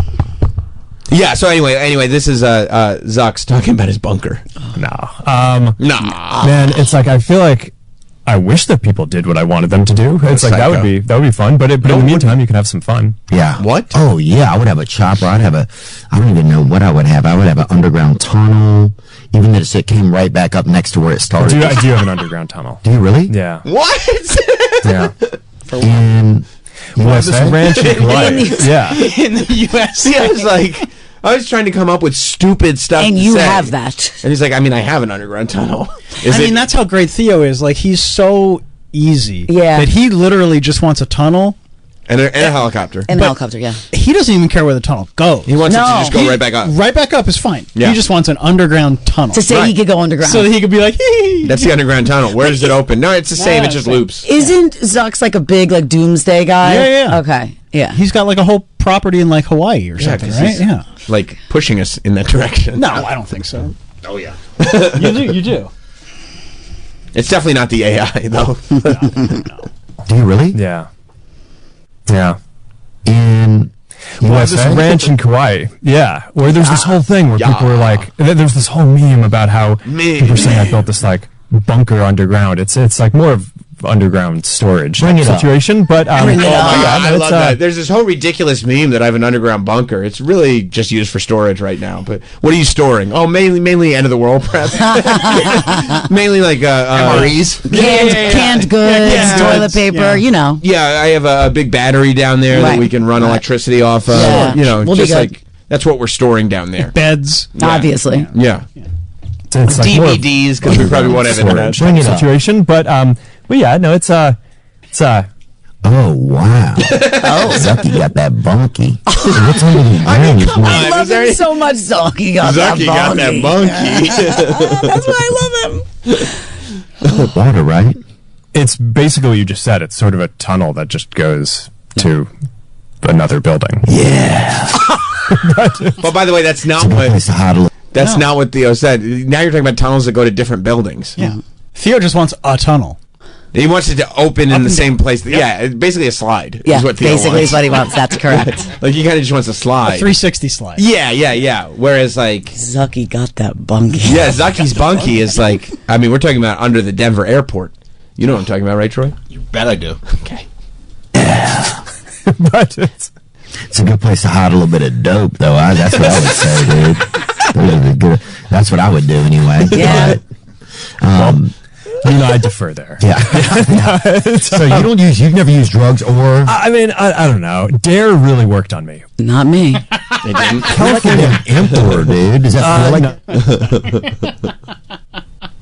I remember Dare. Remember the song? Oh, yeah. Yeah. How did it We go? are the smoke-free class of 2000, 200. Everyone's a hero or a zero. I'm a zero. Why would Meanwhile, Nicole's singing about the smoke-free class of 2000 going with a smoker's cough already. Why would you ask Sam if he remembered the song? Because I sang it for him recently. It was on I'm Satisfying. sorry. I Yeah. didn't see that episode. Yeah. This is impossible to watch. Like, it's making me feel so weird. Well, you like Theo?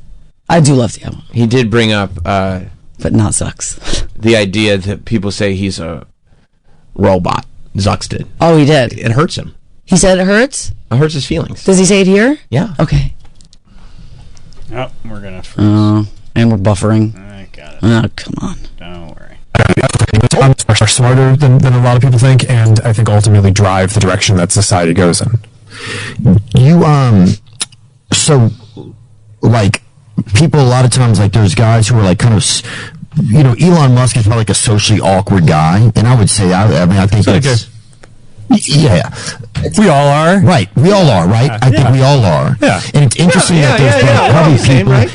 Yeah. You're not, Theo. You're me awesome. too. You're the Me man. too. I'm awkward. Yeah. You're the We man. all are. I mean, have you ever felt socially awkward over your years? No, I'm really smooth. Okay. no, obviously. Being sarcastic. Yes. Yeah, I'm like the most awkward person. People have been calling me a robot online for 20 years. It does wonders for my confidence. Aww. No, your confidence cannot be impaled, I don't think. That's one thing you have that's probably a sheer North Star inside of you. It's got to be. Well, I guess. You might have become bulletproof. I think there's times where, yeah, you seem like a guy who probably like watched a video of how to be a guy on YouTube or something. You know? He said it. He said the quiet part loud. Yeah. Theo accidentally. You probably did that, didn't you? Sometimes Theo says the quiet part loud. Oops. That should have stayed in your head. Yeah, because he definitely watched a YouTube video about how to be a human. Yeah. How to be cool. How to be cool. Yeah. A sheer North Star inside of you. It's got to be. Well, I guess. You might have become bulletproof. I think there's times where, yeah, you seem like a guy who probably like watched a video of how to be a guy on YouTube or something, you know. But I think we all go through like we're all like awkward in different ways. You know, you put you in certain environments you're not at all. But I think it's interesting that there's. I haven't found those environments yet, but maybe it's even being here today, bro, is nice of you. It's nice of you to be here today. No. I think the podcasts are awesome because you're just like you get to explore something and right for like, sure. I mean, here's my question. He's like, shut up. He's like, shut up, Zox. I'm talking. You know how good a pounder can feel, right, Troy? Oh yeah. I'm sure that brightened his day. A pounder? Oh, when he pounded him outside. Yeah. I mean, it really is like. I think you do get to a point where, like, I mean, in Elon, the same thing is happening. You have so much money that it doesn't matter anymore. Like, nothing can possibly make a difference. And you just want to be cool. Like, Elon wants to be cool. He's wearing 2 hats. You ever seen Elon try to dance? Yeah, I watch Elon all the time. Oh, it's horrific. He's killing it right now. No, he's not. Killing us. Maybe. Zuck wants to be cool. Nah. Like, you guys want to be cool. No. And it's like... Can't have both. And yeah, I do wish people were a little bit more comfortable being like, it's okay to just have this lane. It's okay to be great here. And just stick to being great there. You don't have to then go, well, since I can do this, I can do that. I mean, but he's not claiming to be cool. He knows he's quite uncool. But he wants to be cool. Maybe he wants to be. We all want things. Then why do you watch the YouTube video of how to be cool? No, that's just what Theo said he probably has done. Do you think he did it? Yes. Okay. Do you think he also paid for individualized tutoring? Yes. On how to be cool? Yes. Okay, so that's what I'm saying. I do. I'd like to think that if I were in the Zuck position, I'd be like, fuck it, I don't have to be cool. Yeah. Like I just own your uncoolness. That's it. And then you might accidentally become cool, kind of cool. Right. Because you're not trying. Yeah, you're owning it. But these guys all want a personality. They do. They want to be like people to look at them like, oh, they're so funny. They have all this money, but they're really funny guys. Bezos went out and got Shaq Diesel. Oh yeah.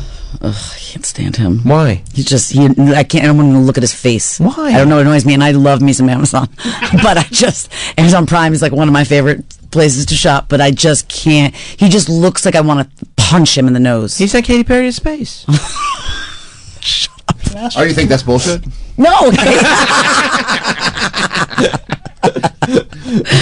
That's your girl. That is my girl. Yeah, and Katy Perry. She's really just having a hard time, and they're killing her. No, the tour. What do you think of her dance moves? They're making fun of her. She can be a little bit awkward, but they're good. Big deal, right? Yeah. Big deal. Big deal. We all can be. It's not like she's like a professional musician on tour. Right. Like knows what she's doing. Right. It's okay. Yeah, that's big deal. It's not embarrassing at all. She'll figure it. When? Someday. When the tour last start of the tour. Right. Well, look, Nicole, Ryan, the morning mashup is the hottest morning show there is right now. See, that was the least cool thing you've ever said. Well, I mean, because also as I The was saying hottest? it, I was like, I do think it's funny to promote. We're a morning show on the same platform. We are, and we're hot, and you're not. Yeah, so because you're hot and we're not. Why would I promote a morning show on another channel? I hate you. You know It's what I like mean? when Stan goes, "Yo, I'm the hippest cat in here," and I'm like, "You saying that makes you not hip." Kids love to say hip cats. Hip cat. Right. And I said this to him It's to like his the Brian face on Setzer the air. Orchestra. Yeah, it's not Right. cool. So if you listen to the morning mashup, have a great time doing that. Hits one. Everybody loves it. Yeah. Everybody loves it. They do. You can listen to the podcast, Satisfying Podcast, with myself and Nicole every week, except the weeks that we don't do it, which is this week is one of them. But Sorry. you can listen to this segment on demand on Sirius app, so that's There you fine. go. That's fine. And then, of course, have kids, they said, with Rich Davis. It'll be fun, I said. From 90s on 9. You're such And have kids, they said. a cocksucker. What are you talking about? That's where I know him from. Oh, I like 90s on 9. I do too. They play Cranberries. I Let it do love linger. the Cranberries. Oh, do you have to let it linger? And then Rich is like, give me some of that on Thanksgiving. Cranberries. Oh. Turn his mic off, please. All right, guys. We'll see you on Monday. There's more Sam Roberts Show after this. With Sam Roberts Show.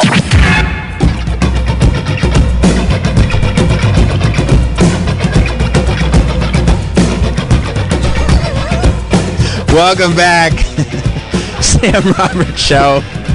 Chris DiStefano is here. Chris DiStefano. You know him from the History Hyenas, Chrissy Chaos. He's got It's Just Unfortunate on Hulu. And, of course, Madison Square Garden on New York's favorite date, September 11th. It's what it is, baby. Get them tickets. Get them tickets. I appreciate being back here. I haven't been back in this building in a minute, and I always feel good because one thing I'm reminded of every time I step in this Sirius XM building is that black women like me. The black women who work in this building, the security guards, I got downstairs, I came in, I said, hey, I'm going up to Sirius XM. She was like, ooh, is that hair real? And I said, yes, it is. Yes, it is, as a matter of fact. She was like, you got that curl and everything, baby. And you I do, was, because you know what it is? Yeah. It's a very, almost like 1950s, 60s James Brown Now, what do you thing think? going on. Do you like It's it? a pompadour. You like that? Chrissy You like that? Pomps. Chrissy Pompadour. Yeah. And so I like it. And so she hits me like, feeling nice. I said, yeah. And she was like, woo. And I heard it. She went, ooh, like that. And I was like, nice. This is great. And then I get up here to this floor, and I'm walking to the security guard, and and the one girl, the white girl, Nice. says he has to sign in. And then the black security guard standing up, the lady, she goes, you even make the pretty ones sign in? Whoa! I said, whoa! I said, a woman downstairs said she liked my hand. She was like, there ain't nothing to hate about it, baby. And I was like, nice.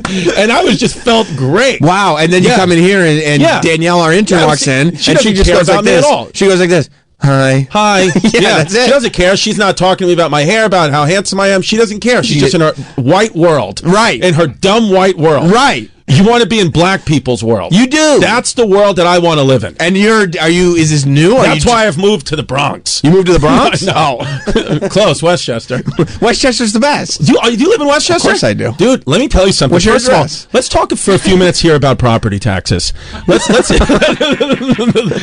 talk about how, because here's the thing. Any old guy that yells at me about moving to Westchester or Long Island and saying, your property taxes, you got to pay those property taxes. Right. Here's the thing. Right. I do. But you know what? At least I'm paying for taxes for my property and for my kids to go into a school district that I like, that I kind of have a say in, and everyone's around. Because when I'm living in New York City, I'm still paying taxes, by the way. You pay 4% more living in New York City than you would in Westchester and Long Island. So there's that right there, okay? Whoa. So you could suck my ass, H&R Block. That's right. I know that. That's right. Take that to the bank. Yeah, take that to the bank. Yeah. And then you're paying for taxes of a city of some of these things I haven't approved. No. Some of these things, like for example, I'm parked right out here right now, and I told Travis we're going to do a little test right now. Okay. We'll do a little test because I'm paying 4% more taxes, still active New York City resident, to see. I'm paying for a police force. I'm paying for the rules to be enforced. That's what I'm paying for. Family safety. Now let's see. I'm parked outside this building in a commercial loading zone.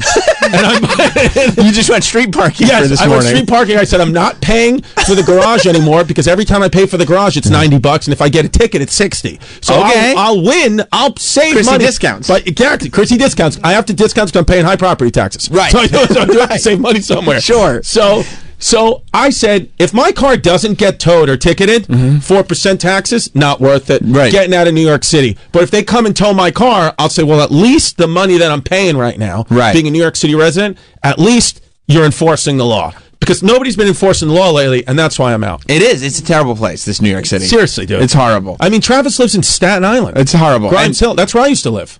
And he brags about it. And where Travis lives is great. nice. Yeah. I mean, Travis lives in an apartment complex where like all the wealthy people live. So it's a funny Nice. it's a funny thing to be like, ooh, Grimes Hill, and then you're like, yeah, I got a one Betty.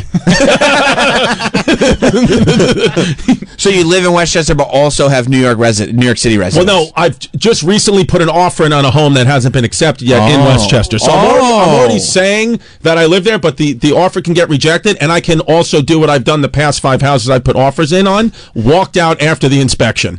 I've got an inspection, said I'm not doing this, and the inspector said, the house is fine. Everything's great. I'm like, yeah, but now that I've been in it for an hour, I don't want it. Right. So you walk out, it's just you're not feeling the vibe anymore. The first 5 minutes, what I like to do is I like to walk through a house fast. Right. And I go, this is it, do it, book it, let's go, offer. This is a good house. And then my family's like, wait. I'm like, no, do it, let's go, we gotta go. Sure. And then I go back in, and she just Jasmine makes me sit there in the house, and then I start to realize, oh, I don't want to live here at all. Well, let me ask you this. Do you think it's the house, or do you think it's you sitting still for an amount of time is always going to be a negative experience? I think it's always going to be a negative experience. I think I always want to be in 10 places at once. Okay. And I think that I had a good life on Staten Island. I had a good mortgage rate. Shout out 2.8% mortgage rate. Shout out to the 2.8. Shout out to the 2.8ers. And I lived in Toad Hill, which is the equivalent of Grimes Hill. Toad Hill, Grimes Hill, versus very prestigious places on Staten Island. That's nice. I had a house there. I had a pool. Whoa. In-ground, motherfucker. Wow. Yes, I had an in-ground pool. Mike Boschetti lives not far. Mike Boschetti, yes. I used to see Mike Boschetti walking up and down trying to eat squirrels on Ocean Terrace. So that's great. I used to see him. And I had it made, man. And then I said to myself, this. I said, you know what? Things are too perfect. I'm sitting still too much. Right. Let's get a little chaos in here. Chrissy Chaos. Chrissy Chaos. Sunday nights. We've changed the time. We've changed the time. Sunday nights, 8 o'clock. Now it's mostly stand-up based podcast. Well, I've seen the format. It's nuts. We'll talk about it. It's a little different. I like it a lot. Views are down. But that's okay. It's an adjustment period. That's okay. But listen. Right. So I said to myself, right. You know what? Right. You know what?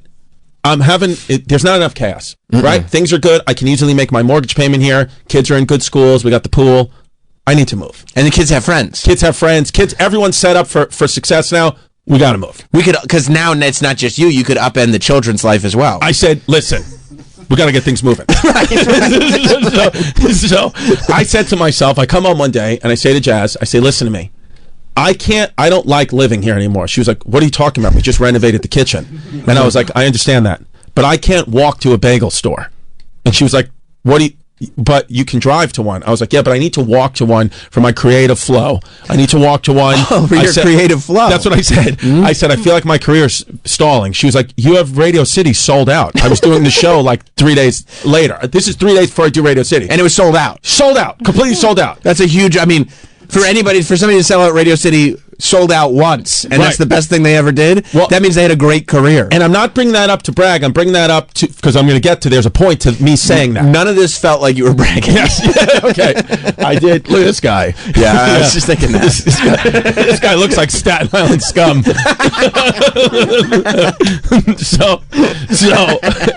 That's Mike. So I bring that up. Yeah. Okay. Yeah. So because I had this is all happening in September of 2023. Now Perfect. September. Oh, so you're fresh out the pandy, too. Fresh out the pandy Wendy, September 2023. I have Radio City sold out on a Friday night. Very next night, theater at Madison Square Garden sold out Saturday night. Right. So this is a big New York moment for me, right? I'm a New York kid. This is like 10,000 tickets we have sold in a weekend. This is amazing. In iconic venues. Now, this is Wednesday. These shows are Friday, Saturday. Wednesday, I walk in and say, we're selling the house. We're selling